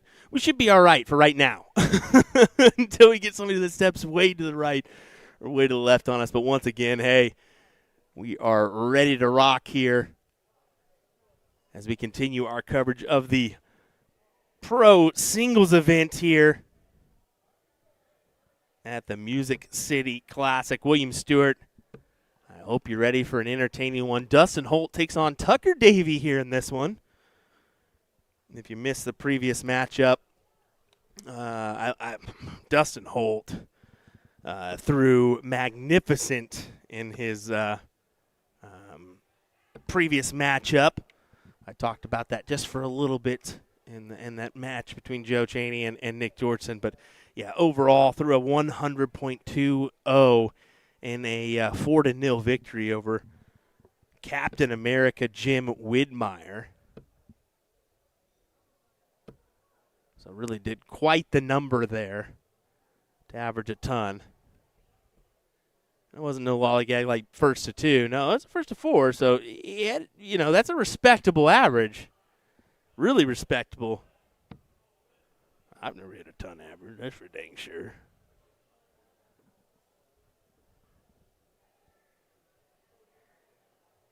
Does look like it's a 3-2 score line for Tom Curtin over Hozzie Hicks right now. Joe Slovin 3-1 over Charles Goins in the top 16 as well. But on our other board, it'll be Alex Spellman versus Joe Chaney, as that'll be where we dive on over to after the conclusion of this one. But being that these guys were getting underway first, that's where we're going to go first. At least give you the maximum amount of darts that we can for the event. We have a blind draw going on as well in the background. That kind of just getting going.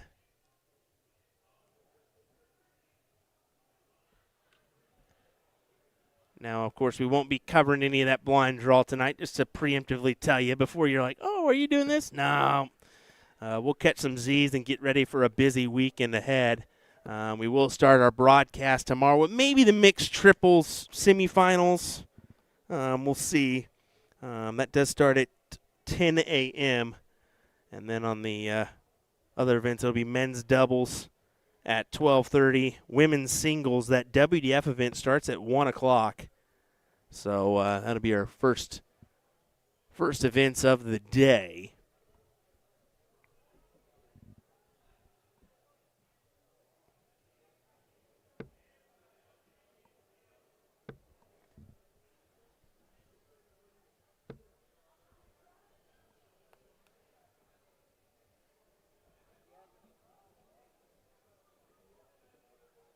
Dustin leaves the first look. Granted, he wanted a bit more than that, let's be fair. Not the ideal setup job. Still need to hit 2 triples and peg that double, so tougher than he wanted it to be, but achievable. Not anymore.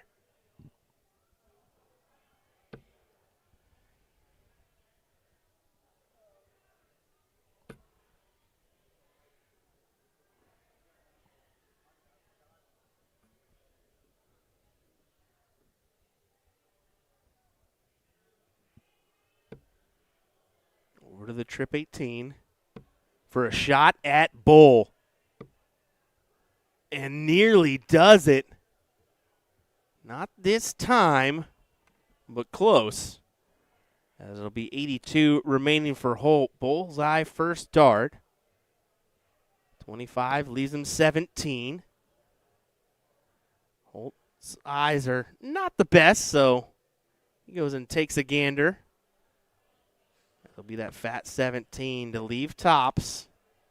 And tops he gets. 1-0 advantage for the man from Illinois.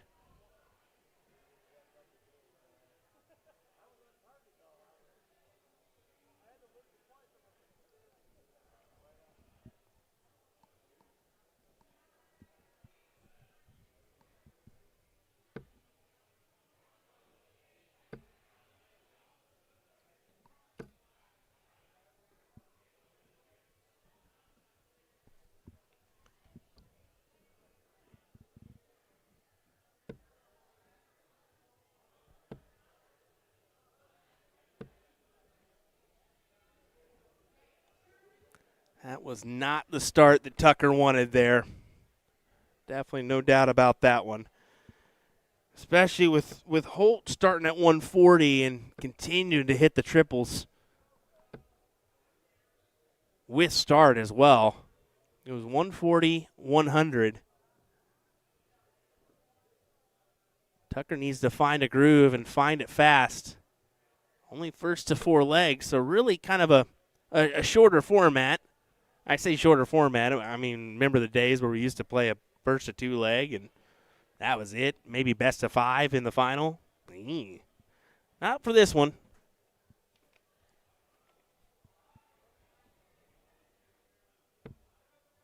Looks like actually the format's going to stay the same up until the finals. They're actually going to add a leg in there for the final, so it'll be first to 5 legs on this pro shoot.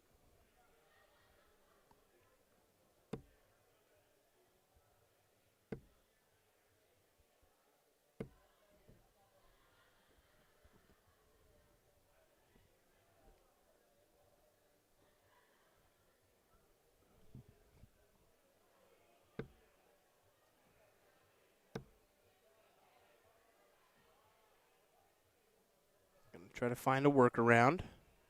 Yeah, stay over on that side. Don't creep on over to the block range. And it works out for him. His second 140 of the leg.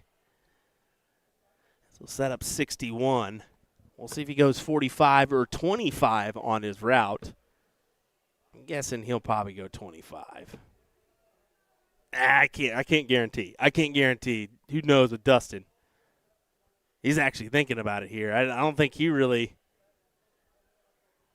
He's been doing a great job.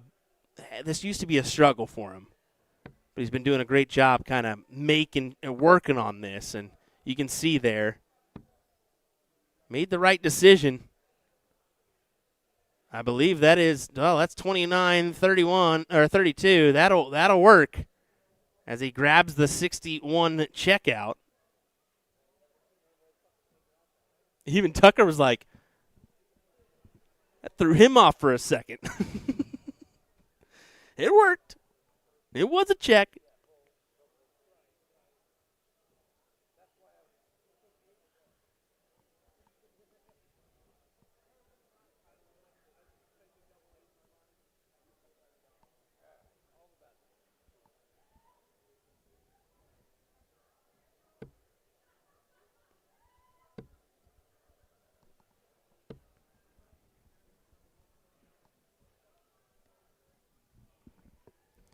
Give you a little score update on the other board. It looks like a 2-0 advantage right now for Chainsaw, averaging a 98.13 over Alex. So a quick affair there. Now this one did start, so this is where we'll finish before we jump on over. I know some of you maybe want to watch that match, but usually how we do things on that front. Start it, finish it.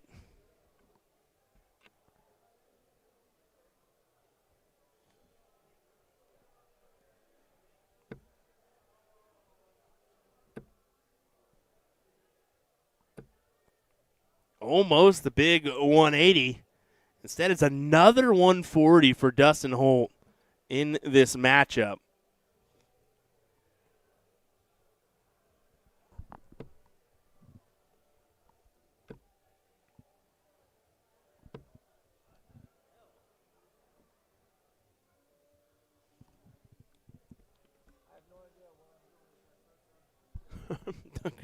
Because I have no idea where I'm going anymore. We've all been there, done that one, buddy. Well, how about that? Dustin doesn't start in the ideal position, but it works out for him anyway. Big 180. You knew it was just a matter of time before he collected on that.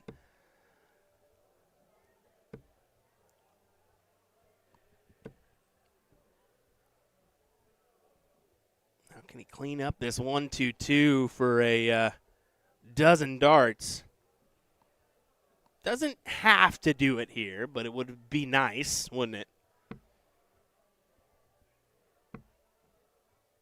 And it won't go. You can see he's a little upset. Wanted that look at Bull. And you're dang right. He would have went for that look. No doubt in my mind he would have went for it.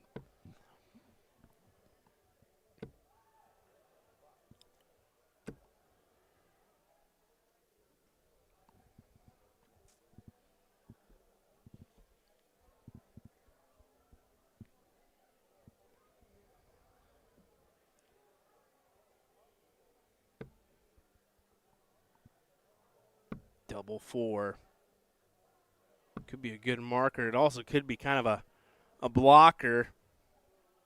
He couldn't get it to work out for him, but again, I mean, he's got time here.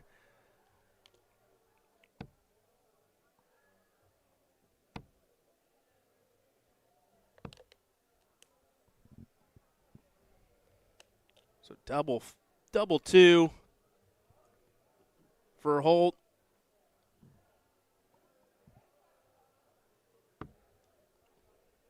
Up to the madhouse, and he collects it. 17 dart leg for Holt, who continues to really play well here in this pro shoot. Just to let you know what kind of step up we're talking here. 125 for the top 8. Jumps to 250 for the top 4. 500 per second, $1,000 up for grabs for that first spot. That is why your entry fee for this one is 50 bones. Because there's a massive return if you can get yourself into this position of a quarterfinal plus. That's an interesting way to say quarterfinal plus. Whatever. You know what I mean. Quarterfinal or better, I should say.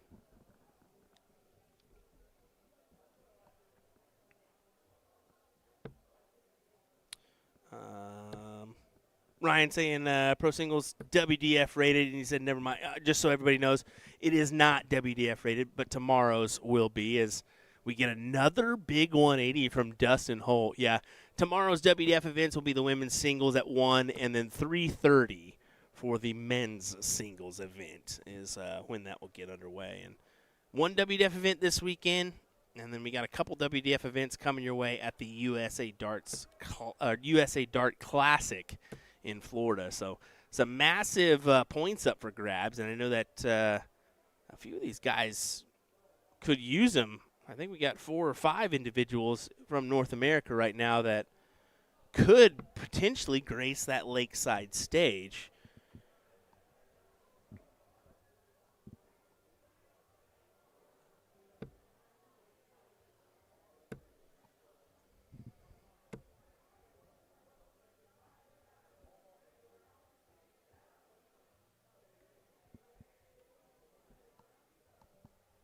Going to go ahead and look as Dustin looks at a potential win here.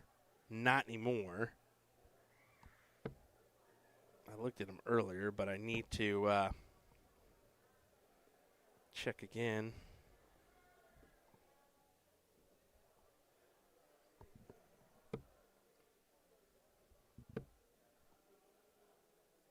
Yeah, on that main ranking, You have Leonard Gates in first, Alex Bowman in fifth, David Fatima in ninth, Jason Brandon in 10th,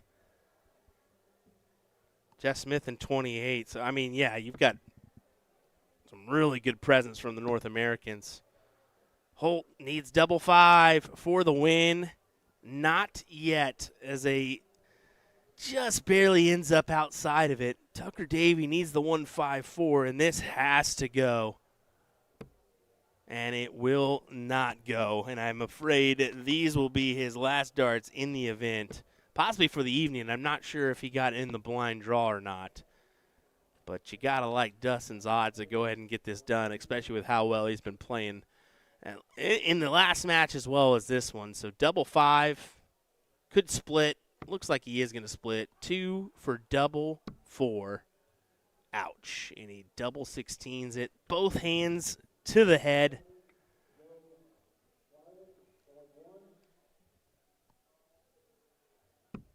Tucker, what do you say? How about another leg?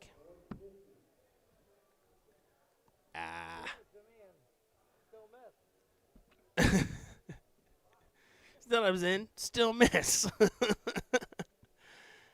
Is back to Holt, who will look to split once again. And it pays off for him this time. Holt advances into the top 4 with a great performance to back his 100 average in the previous round. And it does look like that matchup between Alex Spellman and Joe Cheney is concluded. How about a 92.49 for Joe Cheney, who got the job done 4-0 in that one over Alex Spellman. So good affair for Joe Cheney, who's going to be a tough competitor here in the semis. And we're going to keep our camera angles right where they're at, as that's our should. Let me check here.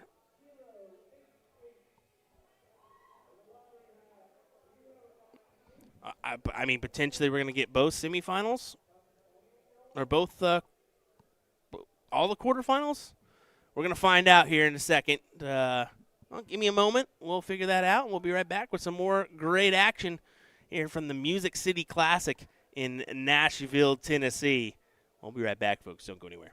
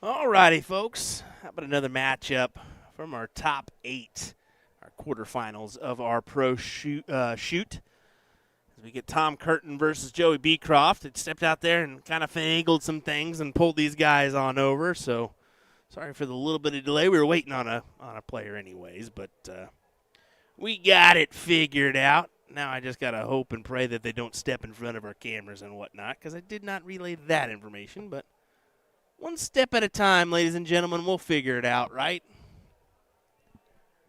We'll figure it out. As you have Jason Brandon and Joe Sylvan going at it on board number 1. That'll be our other quarterfinals matchup. And then remaining in this event is going to be Dustin Holt and Joe Cheney on opposite sides of the bracket. So we'll see who each player plays here. So I may need to run out there and tell Tom, hey, the other direction if you can. Same thing for Joey, I'm pretty sure. Yep, I'm going to have to tell them both. So I'll go ahead and do that real quick. I'll turn down my mic, and we'll be right back.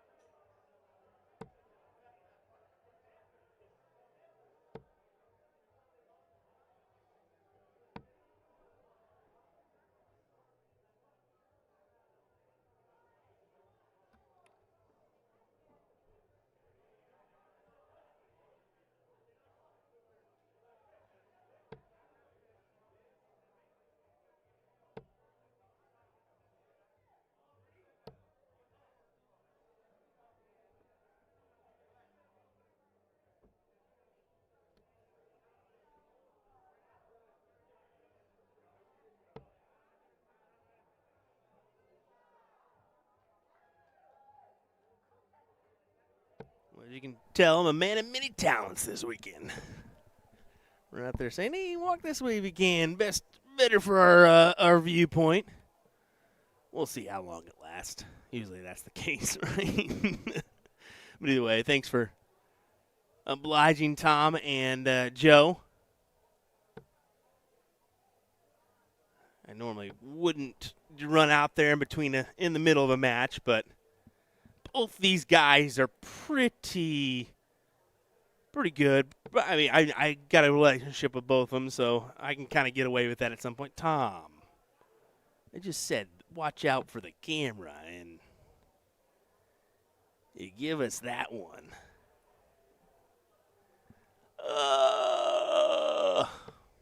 Come on, Tommy boy, help me out.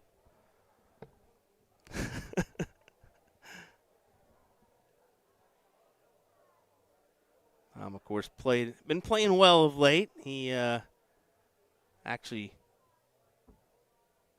won the Cherry Bomb International Singles event.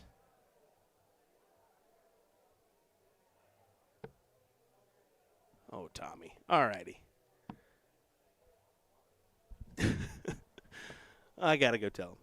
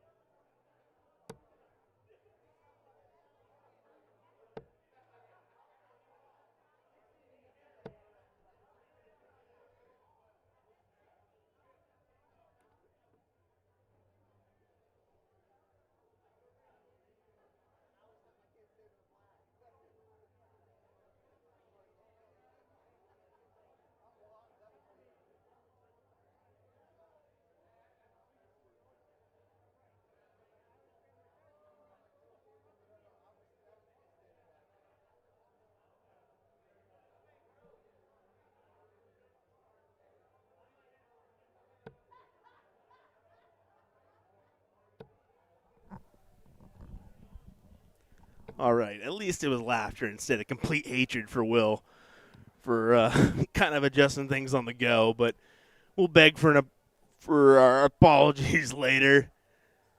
Beg for forgiveness. It's a tough task when you're the one-man band for the streaming this weekend.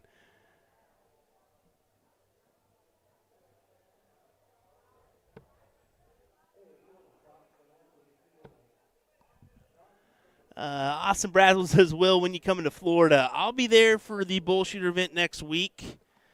I'll head home for a few days, and I'll be back for 2 weeks with the DPFL. USA Dart Classic and DPFL. So, yeah, it's a long weekend ahead. Long month and a half ahead. 6 weekend stretch is a very, very difficult task.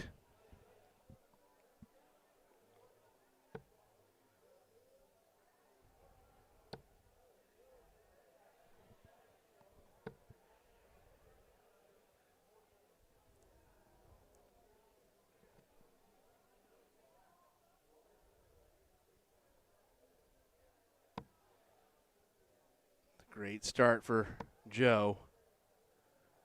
76 sets up the 90, trip 18. Oh, I don't think that.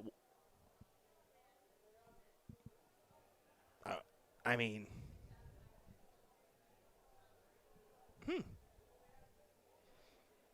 don't know what 30 gives you there, or 45. A little confused on that last start, but that's all right.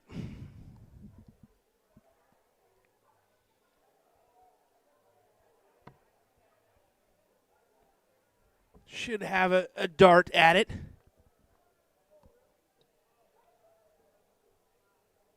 Going 48? Okay, I was about to say, don't go 48. Go 220s for the tops. Please go 220s for tops.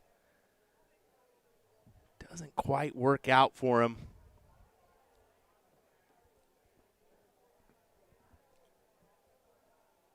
As we go back to Tom Curtin, needing 60. And he does get it.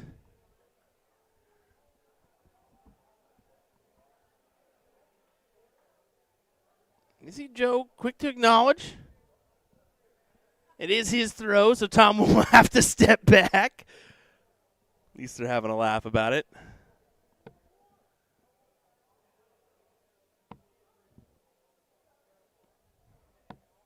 Jason Brandon 2-1 ahead on Joe Slilvan. Hopefully that's how you say it. Could be Slyvan, but I don't assume so. Tomcat looking for the 2 trip 19s. Not quite. But 2-0 ahead. Just wants to slap 2 more on the board as quick as possible to get rid of a always difficult Joe Beecroft.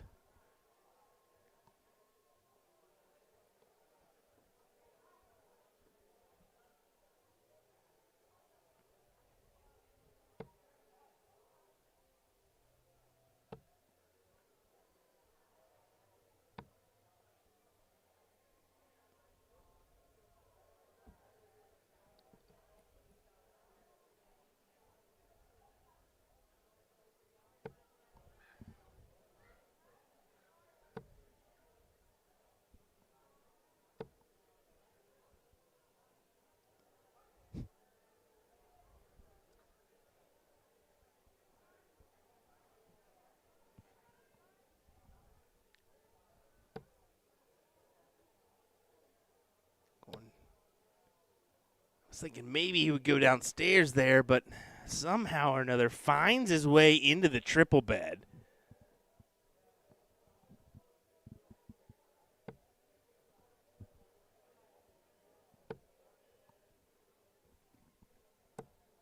God, Wilson says he's yawning. When's the last time you threw a 78 average, Scott?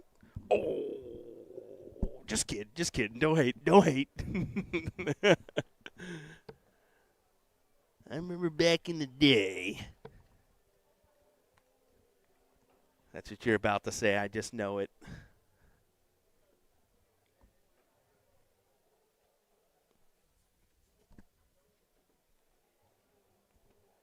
Wait, both made a good trek here to get to this quarterfinals. We did start in the top 128 range.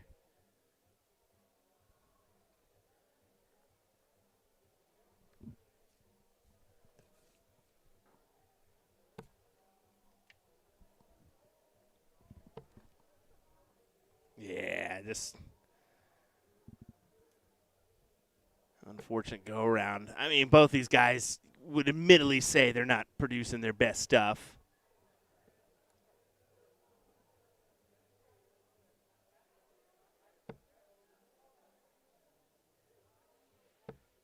There you go.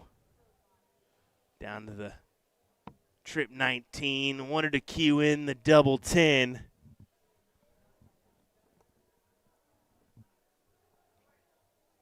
That's a 104 for Tomcat. Trip 20. Would have left tops. Instead, it's coulda, shoulda, woulda. Back to Joe Beecroft at 58. 18 for tops.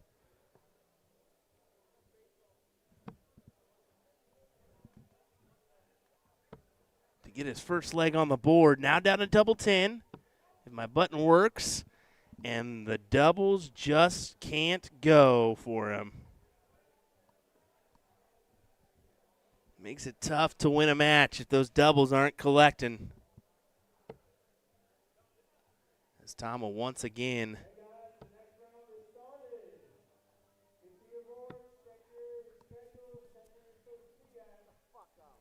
oop.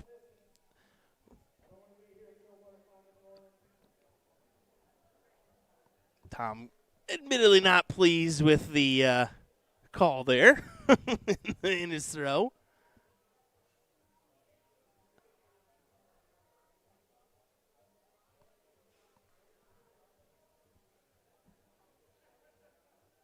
Trying to forget about it and keep trucking.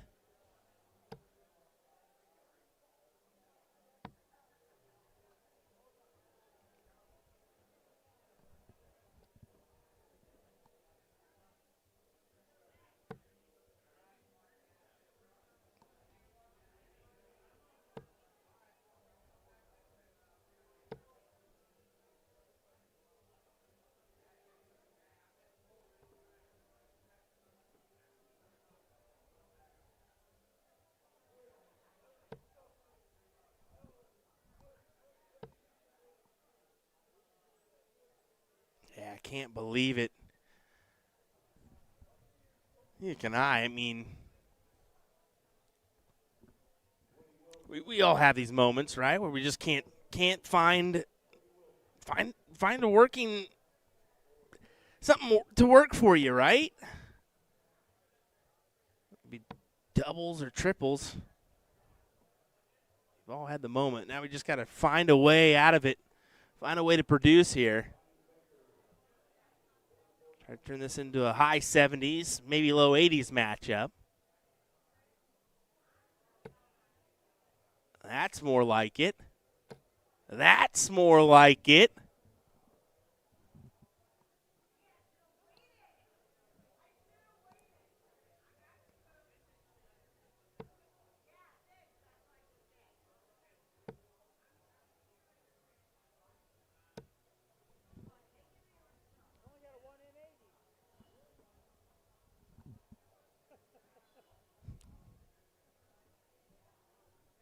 He said, I got a 1 and an 80. It took me a second to catch what he really said there.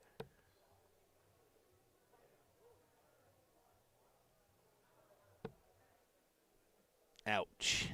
The old dreaded 7.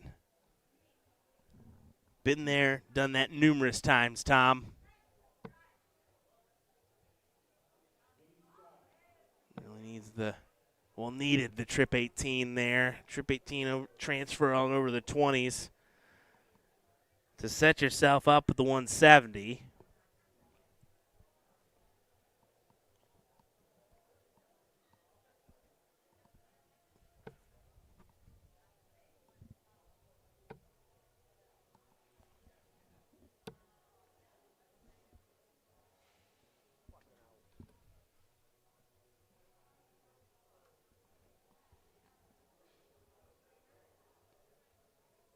Joe has the opportunity to take the advantage here. Has to hit a trip 20. Has to hit a trip 20. And can't find it, my word.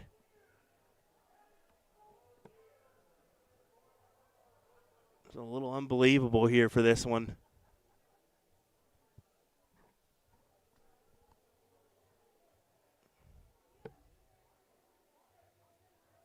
Does look like our other top 8 matchup has concluded.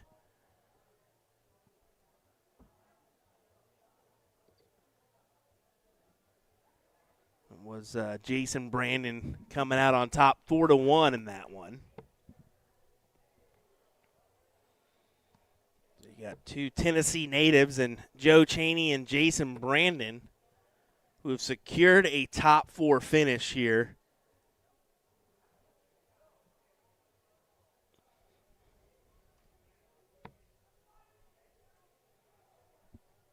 $57 for tops, and Tom Curtin gets it for a 3-1 advantage.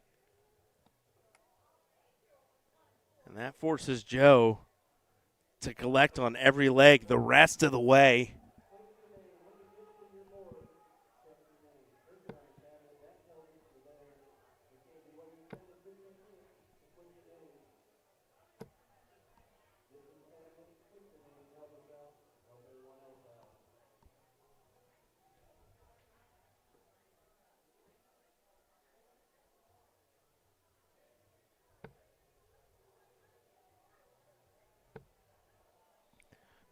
Tom, we got us to be thinking, even if I don't break here, I'm okay. I'm going to get the start in the next leg no matter what. So even if it is 3-2, I get that opportunity to close it out. And that's got to be what he's thinking now after a massive 180 from Joe.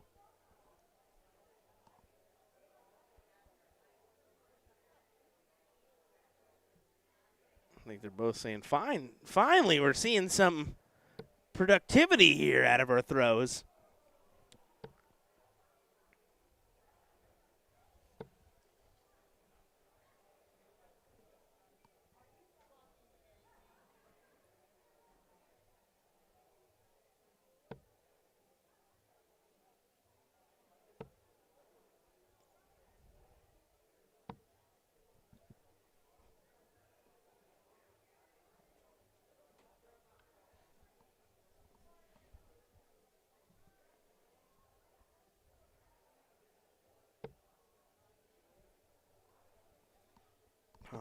Has to fill it up, you think, or at least grab 2. To even have a chance in this league. But as I mentioned, he doesn't really need this leg. But it would be nice to win this 4-1. But now finally we're starting to see some good darts being thrown for Joe. I think he's just been a little sporadic so far, unlike the normal self.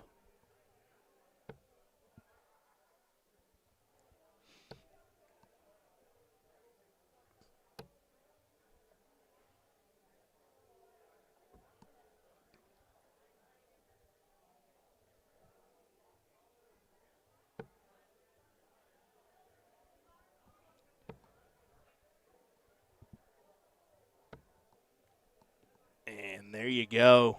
Joe Beecroft collects on a 15-dart leg. That'll certainly help the average a little bit. But Tom's got to be thinking right here, right now. Grab this and get it done. For guaranteed $250 your way.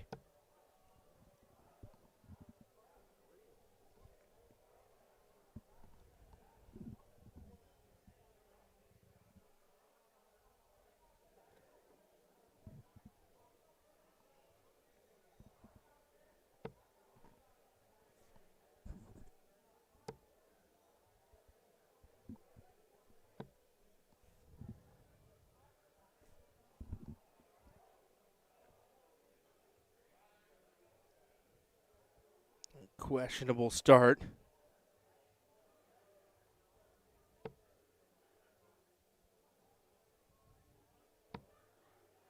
For both gentlemen here.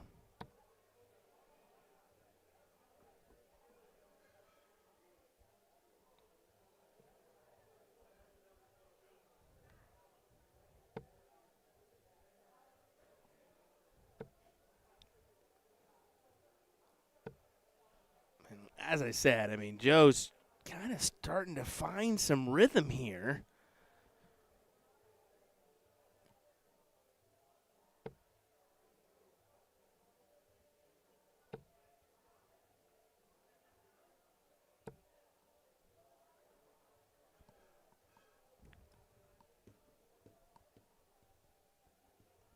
And Tom does return the favor on the 140. Exactly what he needed to do in that circumstance.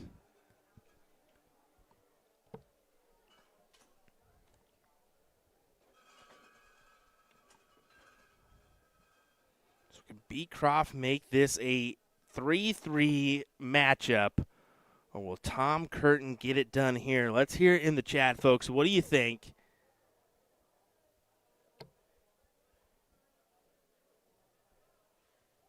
Thumbs up for gets it done. That being Tom Curtin gets it done. How about the little dart emoji for Joe Beecroft making it 3-3? But you got to do it quick. Hammer it. Hammer the emoji. 114 look for the win, and he's going to get 6 from this now. And, of course, you got your Boston folks joining in. Kevin Collins, Steven, of course. Yeah, they're gonna take Tomcat every single time.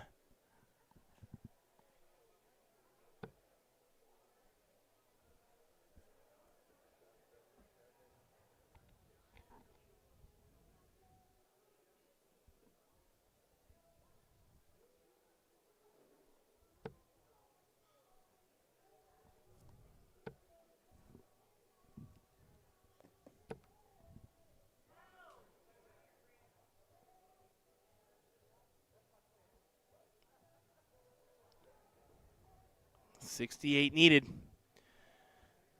for a chance at the semifinals.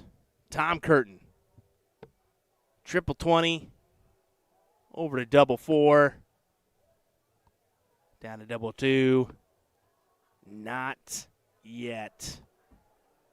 Not yet. Back to Joe.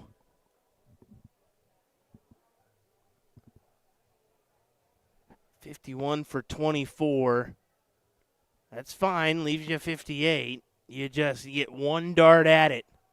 And one dart he collects. A little fist pump as well from Joe. As it was a massive round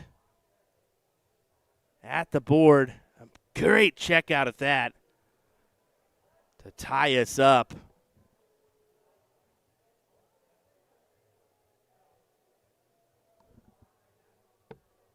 As we will go the distance here in this one. In the background, you can see Mr. Leonard Gates, soldier.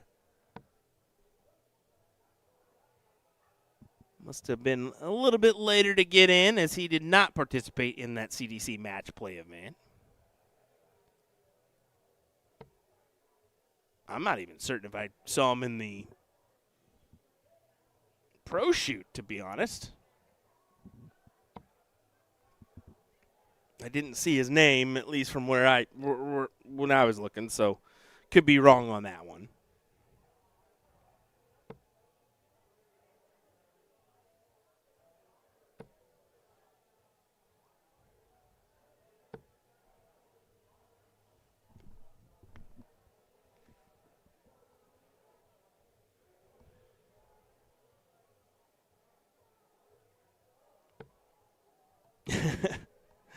Just said Leonard eyeing up the competition or what? Maybe for that blind draw. That's the only thing he's in right now. So we'll see. Let's see how that one ends up. But yeah, remaining in this one, once again, you've got Dustin Holt. You've got Joe Cheney and Jason Brandon. Austin saying Gates got beat by a Nashville native in the pro shoot. Okay. So, Jeff Paul. Okay. Yeah, from the UK, if I'm not mistaken. Originally from the UK. He definitely. Yeah, he may reside, but that accent definitely says UK.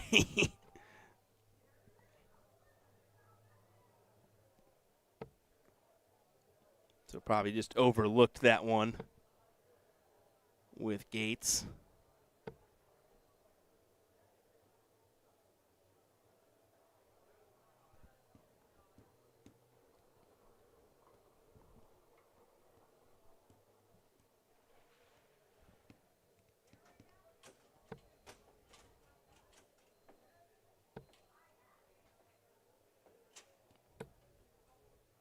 See in the background, Spellman's got a fundraiser hat on or something, or he won it. I think he's going around getting raffle tickets to support the local cause. Good on him for doing that. But definitely quite the hat on his head, huh?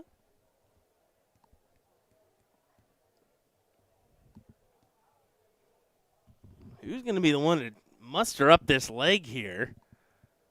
Back and forth, and somehow we're as tight could be on the averages.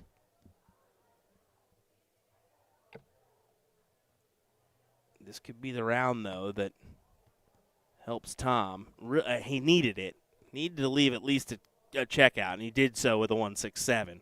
Granted, it's a doozy, but we've already seen a 160, 161 in this tournament and in the match play. So today, could we see one here?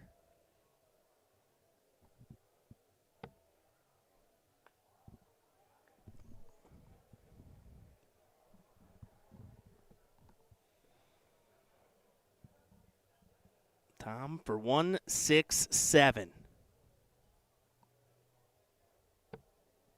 Grabs the first. Almost grabs the second to give him a look at the bull.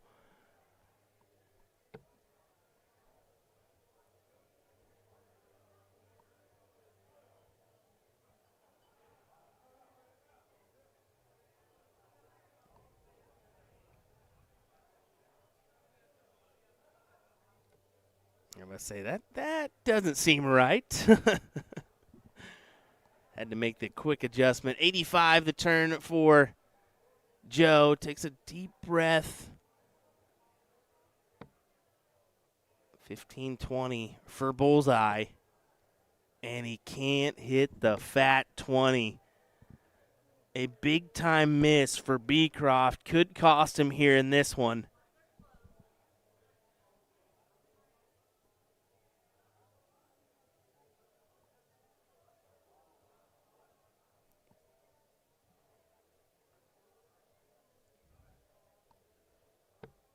Triple 20. Double 4 for Tomcat.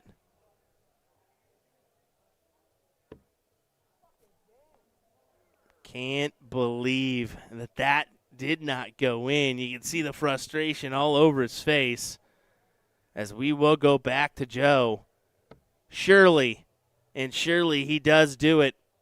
Big shot from Joe, and of course Tom's going to be a little bit frustrated himself for not getting the job done there. But we now have a semifinals ready to go, folks. And that will be coming your way here next. You see Tom giving him a proper shake. And there's the look of Spellman there. We'll zoom in on that ugly guy.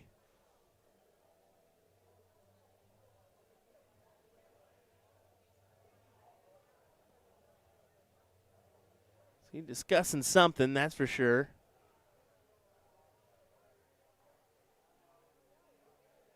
As Calm says, hi, Mom. So we'll make his wishes come true and zoom in for a minute. All righty, folks. We'll have our semifinals action coming up next here on USA Darts. Don't go anywhere, folks. We'll be right back with the conclusion of our stream for tonight.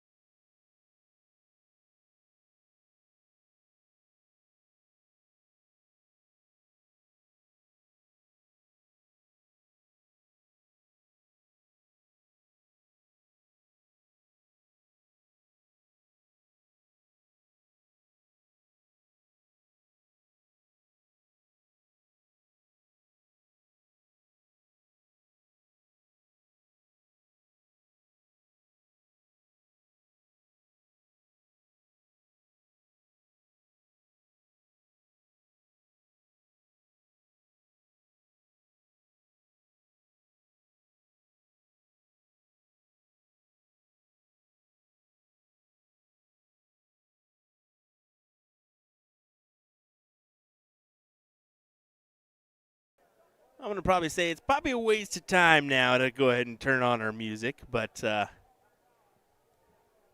maybe for 2 seconds. You can see they're talking about the stage a little bit, and that is something to bring up. But I tried to find a way to make these dang cameras work and not shake an inch, and it just is not possible here with this one. So apologies on that, but it's something we're going to have to deal with a little bit here for this one. But maybe we'll figure out a solution for tomorrow. We'll figure it out. Either way, should be a good one between JB and Dustin Holt here.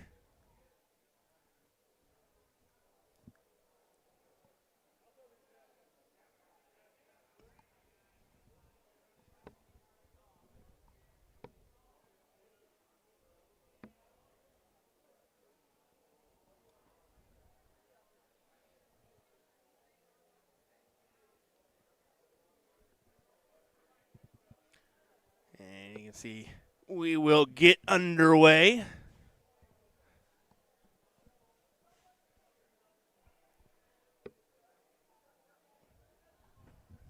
Dustin Holt wins the diddle here in what should be an exciting matchup. Dustin Holt taking on Jason Brandon.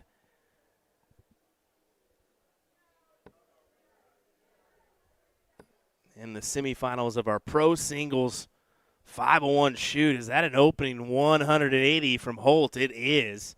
A fantastic, a superb start to this one.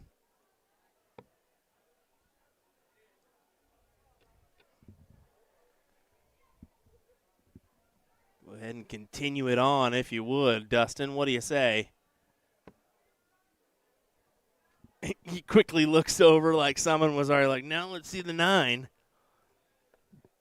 Can't hit one now, Dustin, can you?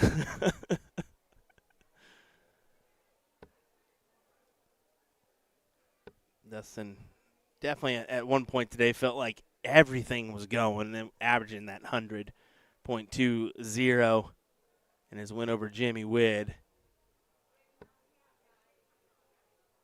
So obviously must be feeling fairly good about his darts here.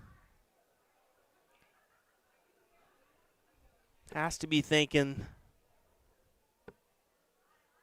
a finals berth is needed. And if not, I feel like he'll be a little upset with just the way he's played today, that if he didn't get this finals berth. But we'll find out here. No slouch in his way in Jason Brandon.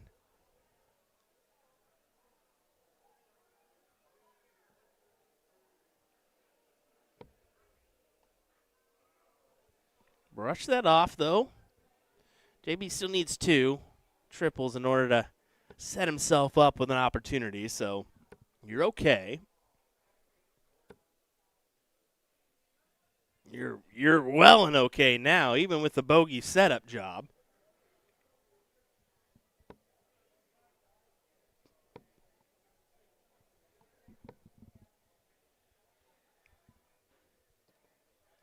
I think Dustin was definitely still thinking about that bogey there, that bogey leave.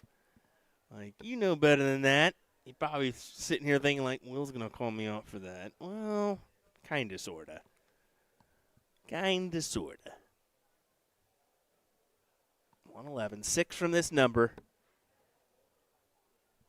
And that does not benefit you at all. Down to 108, any way you want to choose on this one, whether it be 18s, 20s. You just got to do that right there. And, well, a little bit too much as he grabs a 95 there. But, it works out to leave 16.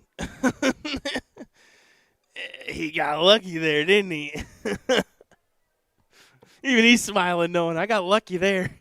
I got lucky there. That you did, buddy. That you did. Double 8.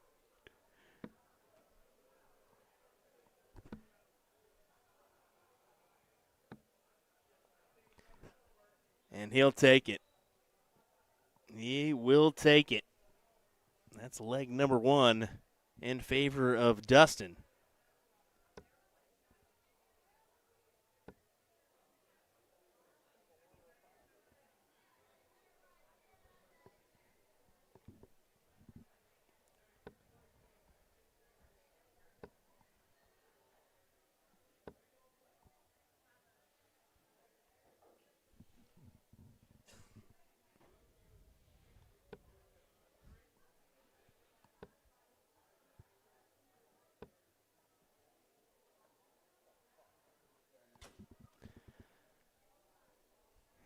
Jason may have heard his displeasure with that one round, but he's still sitting in front, ahead, and has the start in this one, so you're just averaging a few more points than the guy who started behind you. You'll hold that advantage up until that checkout.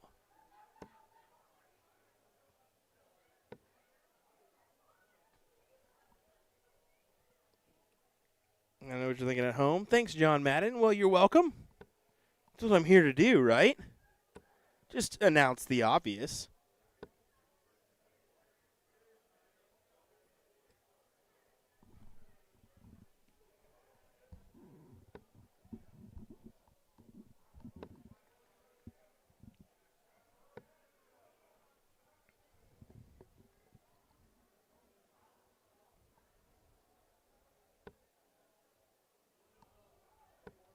Isaiah saying, what's the average difference between the Open and the Pros? This is the Open Pro Singles, so there's only two events. It's actually the Women's 301 and then the Open Pro Singles. It's pretty much they combine the Open and the Pro here in this one, is essentially what that means. The Open meaning that you're either a male or female can play if they wanted to. There's nothing holding them back. The only thing that is if you play in the Open, you can't play in the Women's. Playing the women's, you can't play in the Open, so vice versa.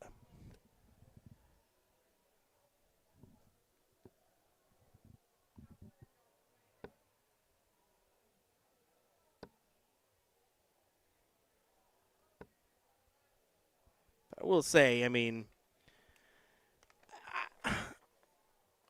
a little bit heftier entry fee for this one, but at the same time, you get the big payout if you win of $1,000. So it's a little bit of a sacrifice if maybe you're a mid-level player throwing $50 at this event and hoping and praying maybe you get a good draw and can make a run and make things interesting. But it's definitely one of those tough ones for maybe a 65 average to even, well, the lower crowd as well to even, put their money forth. And I think a few are just counting on the blind draw this evening, which is happening as we speak right now. JB does take the leg here.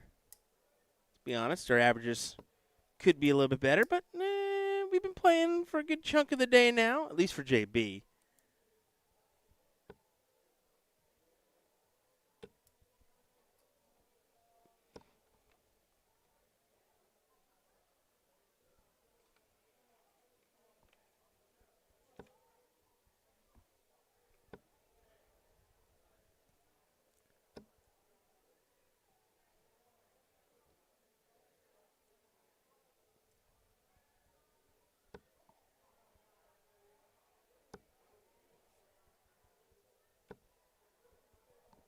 Well, last dart find a triple. It did not. Kind of deceiving. I assumed it did.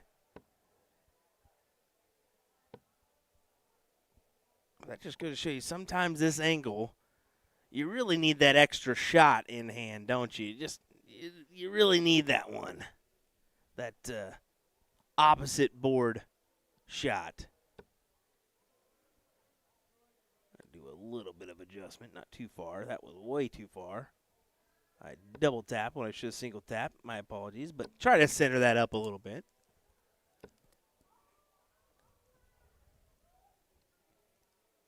Wonder if JB is thinking 171 here. It looks like it. Yeah, that's exactly what is on his mind. 171 to potentially set up the 140.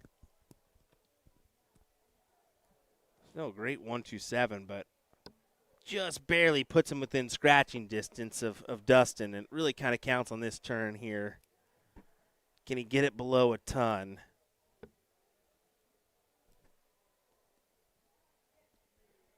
That he can. Somewhat manageable out of 88. At least guarantee yourself a shot at the bowl. But what a 140. Massive pressure on this 88 from Holt here, so got to go the trip 20 route. If He hit the single 18 for Bull. I absolutely hate that, Dustin. I absolutely hate that. I cannot stress that enough. You've got to leave yourself a shot at the Bull, man. Surely. I mean, are we in agreement, Chad? Or are we? Am I wrong in that? I'm 100% right. I at least in my thought process there. 36 for double 4. And no slouch job from JB as he gets it done. I mean, the 20 route just makes sense. If you may not be, the double 14 may not be your preferred double, but at this level, you've got to be at least somewhat decent or you can't be scared of a double, I guess I should say. Yeah, there's ones you dislike, but you still need to attack it when you need to attack it. But then again, if Dustin would have collected first dart on that 48, it would have set up the tops. I would still call him out and say that's a terrible shot, but hey, to each their own.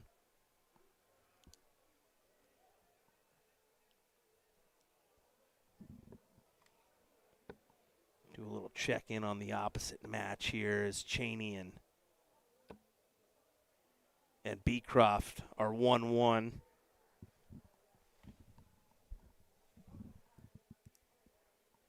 Now make that 2-1 after Cheney just takes the leg. So we'll see if we dabble in and see that other matchup.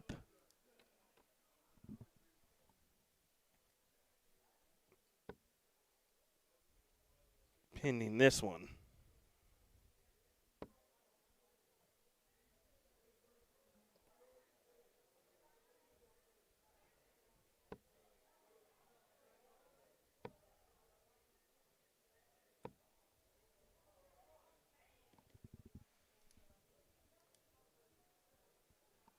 Holt looking at a ton. JB's thinking 2 triples. That last round definitely helped him, but still need 2 triples. One more of those sets up the 170. Just couldn't find it. 20 points off the margin he wanted. But Holt still not at a check, so up to him to, well, now he could potentially leave the double 10, and that's going to be a fantastic look. Not quite, but still achievable at 60. You're at least going to get 2 looks at it.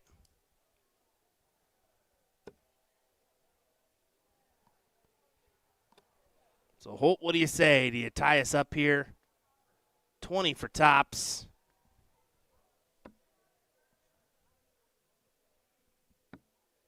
He will tie us up as he collects on the double 10 for an 18 dart leg.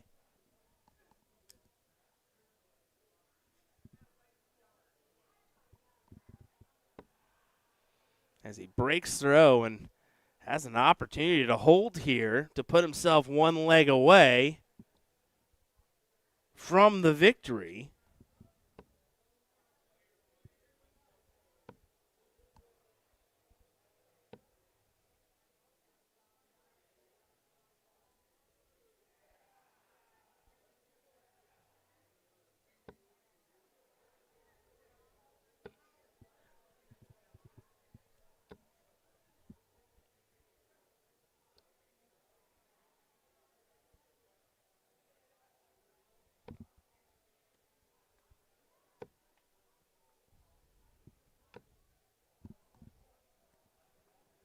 Back and forth tussle indeed here.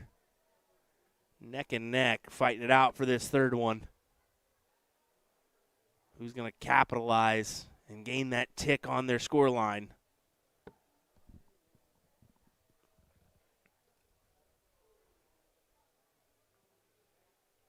Kind of a door-opening opportunity if you're JB. He's going to try to walk on through. Solid 95. Puts him at 251.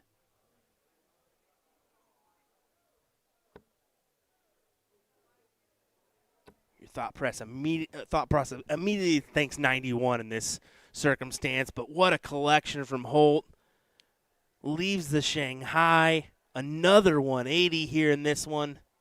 Started off with one, continues trucking and hits another one here.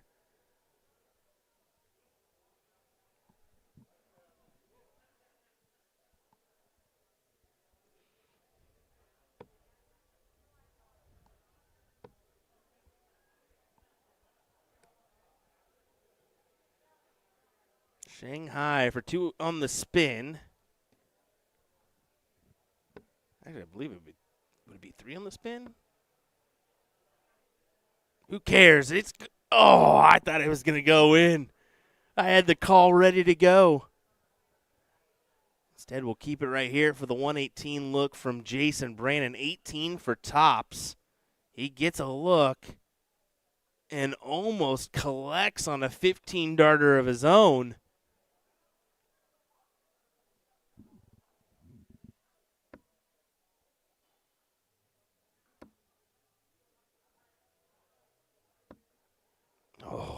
Does escape on that third dart to grab the leg, and here we go. Brandon needs to hold his throw to remain in this event.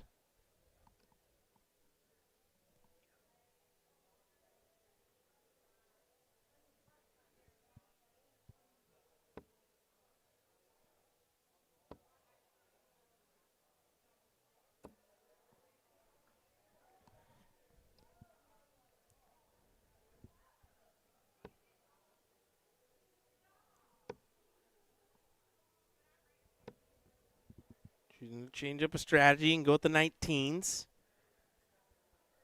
Not the outcome he was banking on.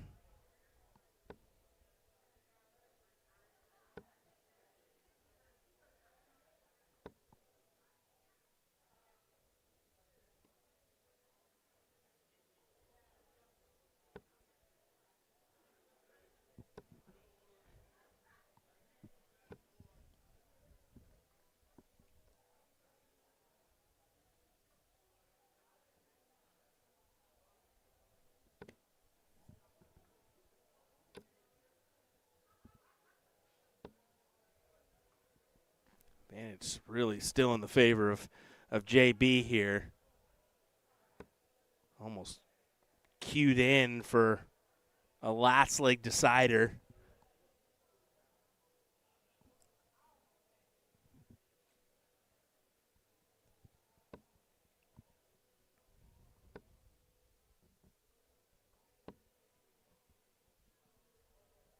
He's hit the 161 once today. Doesn't need to attack this. But will he? Bullseye! He did attack it, and he barely missed. The only reason I knew he was going to go for that is I actually asked him today. I said, opponent not on a finish, you're on 170, do you take it out? And he said, I'm going for it. And I said, okay. And then I pretty much knew if you're going to go for it on 170, you're going to go on the 167 as well. Instead, he tries to clean up the 888 over to 4. Not yet.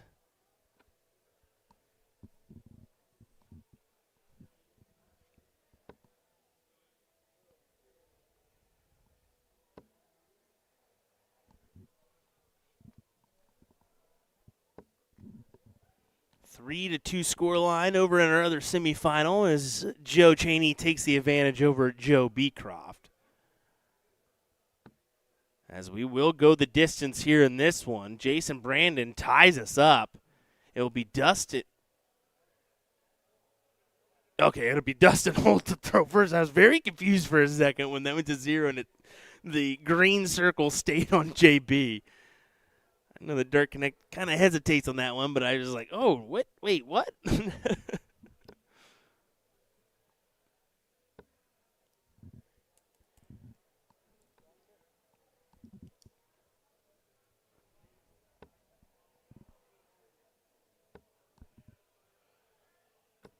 What a start for Jason Brandon, who finally collects on the big 180. when it matters. How about an answer from Dustin Holt? Yes, sir.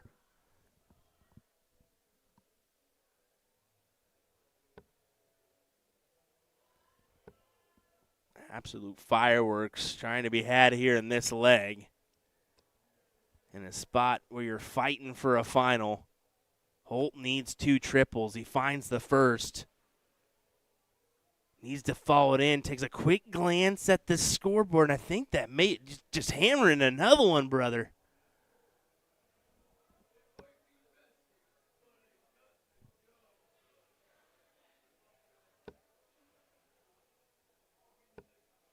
Solid ton. Setting up his favorite checkout of a 1-2-1 here. Can Jason Brandon hit this to advance into the finals, or will Dustin Holt come back with an opportunity at a tricky 1-3-8? I don't think it's going to happen. Bullseye for Jason Brandon. Bullseye hit for JB. Wow, what a collection as he gets it done. What a phenomenal shot. Jason Brandon advances to the finals with a 1-2-1 checkout on Bull. Absolutely superb. And let me just check. I think we're, as you can see, I'm a little bit blocked here. I don't want to. Yeah, that's it. I was like, let me see if I can get this last little dart here. Joe Chaney will advance as well. So it'll be, well, the Tennessee boys taking each other on here in our next matchup as Joe Chaney will take on Jason Brandon for the title here at Music City Classic. What do you say, folks? Hang around. Why don't you? We're going to have a doozy of a final coming your way next on USA Darts. Hang right here. We'll be right back for this one.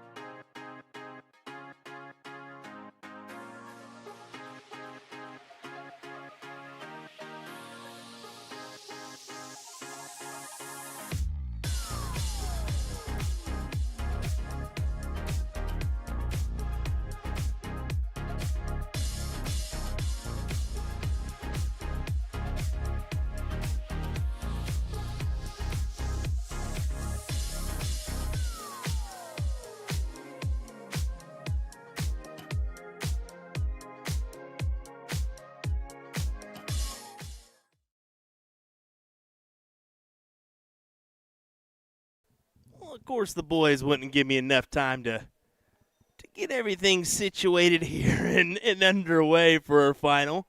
They ain't going to mess around. They know what time in the evening it is. They know what they want to get done and dusted here. Joe Chaney takes on Jason Brandon here in this one as we get a little flyby from Joe.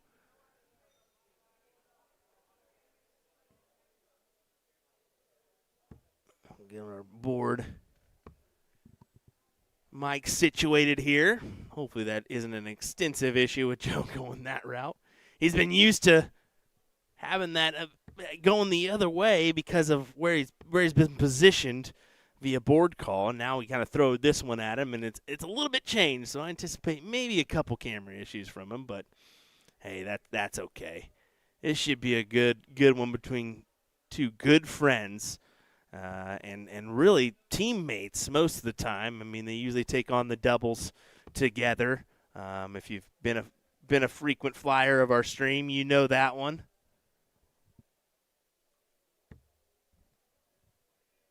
They usually take titles together. That's kind of an understatement. I think they've won. I couldn't even put a number on it. Probably. No, I couldn't really, because who knows how long they've really been playing. I know they've been playing for a while. I would assume over 10, maybe in the 20s plus range for Joe Chaney and Jason. As far as doubles stuff, and that's a quality leg from Jason Brandon. That'll certainly work as he throws in a nice 15-dart leg to open us up.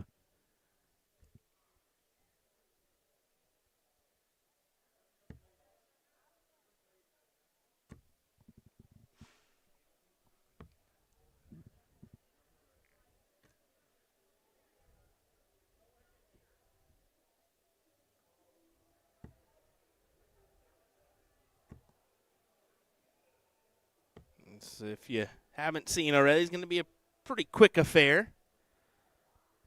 They know how each other, how both of them work around the board, so there's going to be no hesitation here.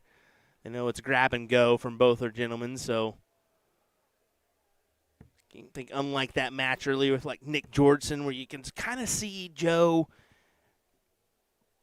maneuvering in the background, kind of just occupying his time, and you see a little hesitation there from Chaney as he kind of thrusts forward. I think that's been an issue where the grip has been more of an issue. from what I've seen in the past with him. Solid 140.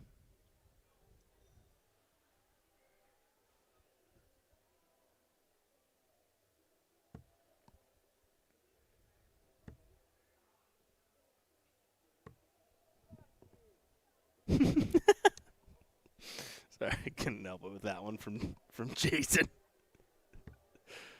Oh, JB.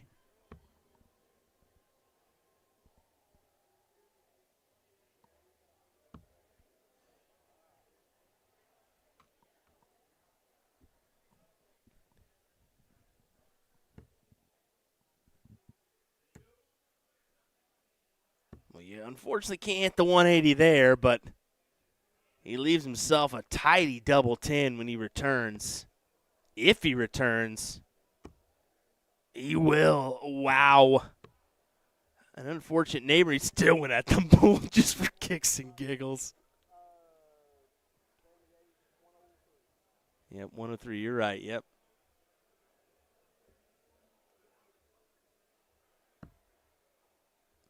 Yeah, solid there for Cheney to make it 1-1. You see, you can hear a couple claps in the background, possibly see that as well.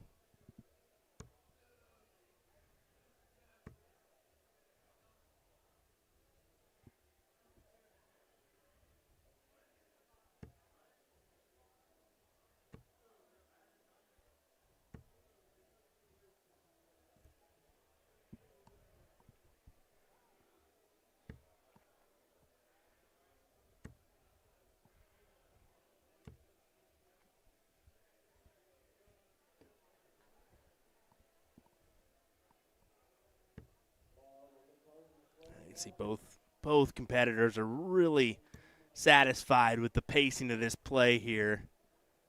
I mean, they're practice partners as well. And you can see Jason just saying, good shot there in acknowledgement for the 180 from Joe. A lot of mutual respect between the two.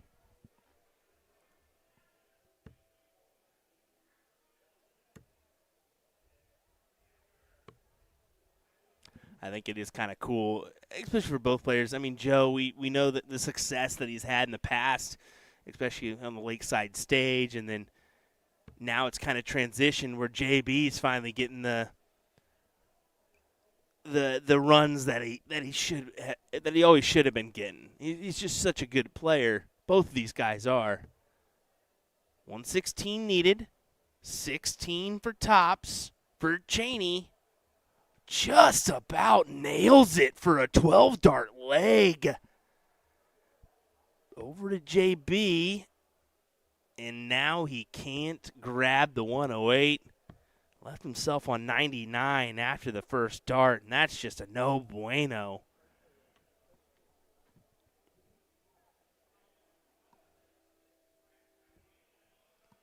Cheney needs tops to break throw. And he does so with a 14-dart leg, ladies and gentlemen. That's going to help out the average. Actually hurt it just a hair because of where they're currently average-wise at. I mean, 89 for Joe and a 94 for JB. That's pretty much why I mentioned them liking the pace of play. Kind of brings out the best of you when you're comfortable in the setting. You're not really maneuvering around. You're not feeling too quick.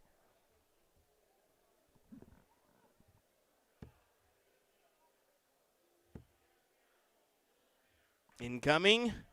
Yes, sir. 180 for Joe Cheney.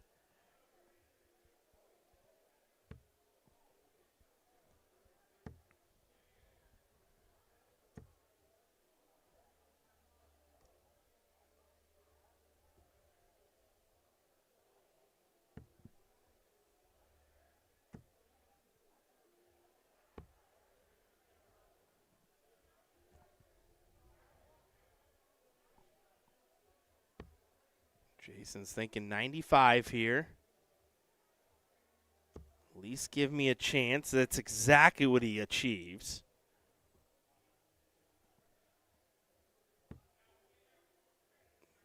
double. He attempted it, was just not really near the intended target. But here we go. Needs to go for JB. Needs to go for JB. Ugh. I was hoping he was at least going to get the look. Instead, it's back to tops. Down to double 10. And it's another 14-dart leg for Cheney, who goes back-to-back on him. Folks, what a matchup we're seeing here as Cheney puts himself 2 legs away from the win.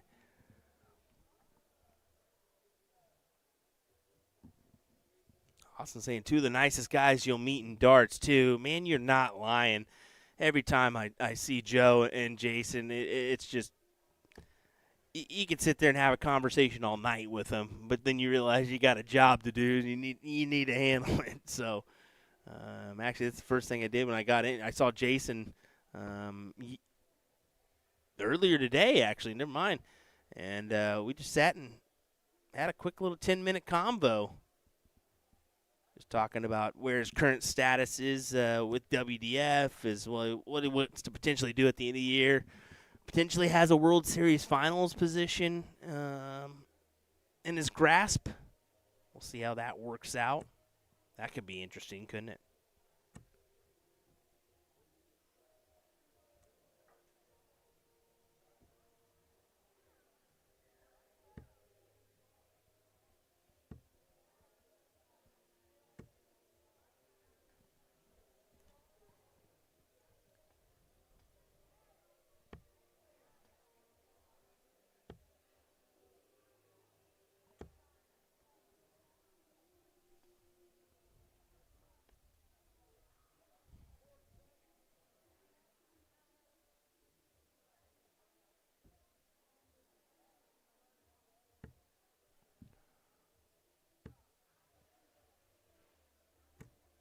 Oh, he tried to sway that dart into the triple 20. Not quite, as he leaves the 160 just in case. But most likely, Jason's going to have a better opportunity. I figured a 19 would be incoming with the last dart, but elected to stay. I don't know if I would have. I think I would have went 19s. Yeah, I leave the little fish rather than the 129. But who does he don't care. 72 remaining, 24, and nails it. What a amazing checkout from Jason Brandon. Absolutely superb.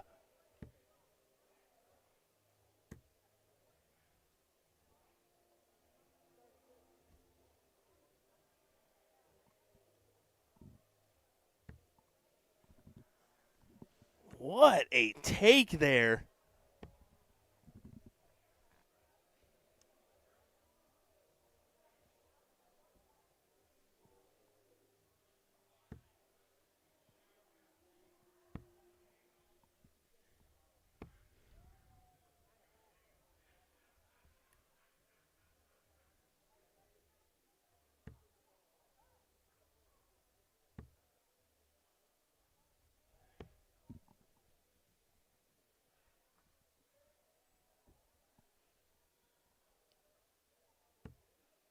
Cheney, you almost need a triple. You got to split the uprights.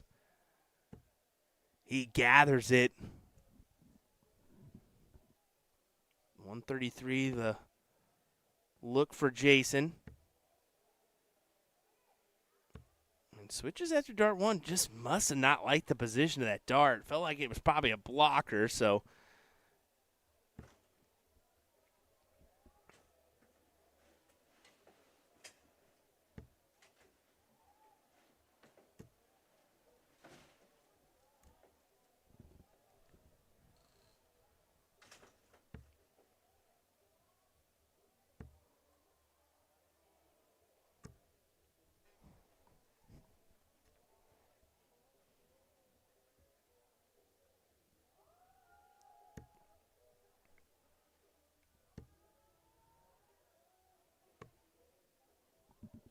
Oh, my goodness.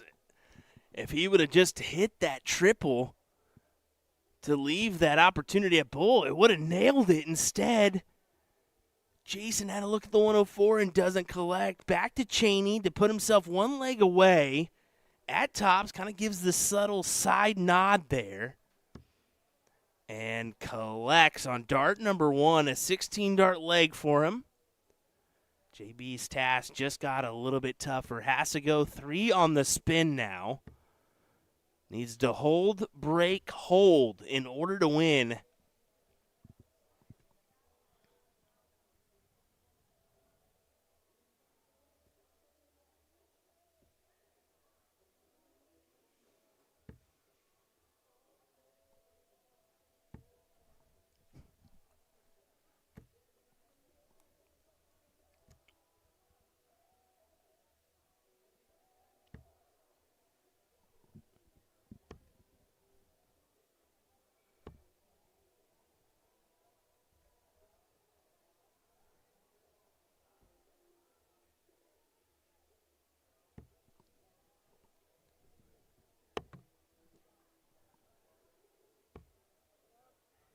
Ouch. Never want to have that dart drop on the ground.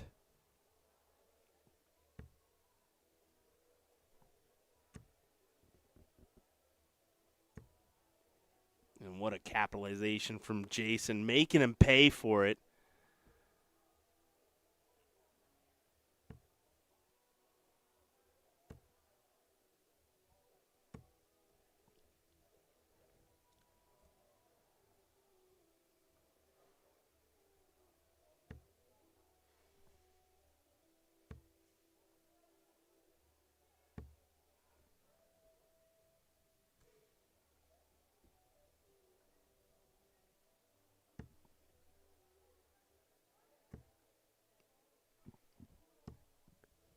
Oh, I'm almost getting caught up in this one just watching it. It's been entertaining. Jason knows he pretty much wants the 140 here. Let's see what he attacks the last. Went bold for the 170 to leave the 16. You can't blame him for that one, right?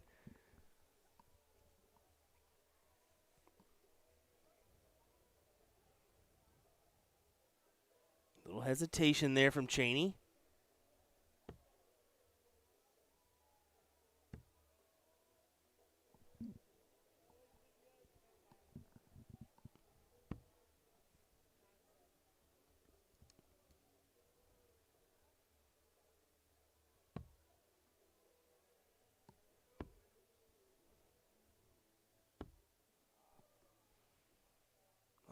He's going to be kicking himself in the teeth on that one. Cheney with an opportunity for the win. Tops it is. Maybe a difficult workaround. Who am I kidding? He nails it. Joe Cheney takes the win over Jason Brandon with a 91.13.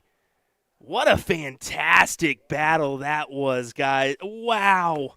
What a final. Love every minute of it as Cheney gives a little, yep, hurrah, hurrah. $1,000 will go his way. $500 the way of Jason Brandon. Wow. Well, that will do it for us this evening, folks. Thanks for joining us. We appreciate it. We'll be back tomorrow, bright and early, with some more cover. Well, not bright and early. Let's be honest. We got mixed triples tomorrow morning. I'm actually going to probably participate for a little bit. And then we will start later on in the day, closer to that 12 o'clock hour, just because mixed triples, we know how that one is. It kind of begin in the morning stream, and we're going to give you the bulk of that coverage with the men's and women's doubles as well as the singles events tomorrow. So that's what we'll look forward to. All righty, folks, thanks for joining us. We appreciate it. We'll see you tomorrow for more action from the Music City Classic. Thanks for joining us.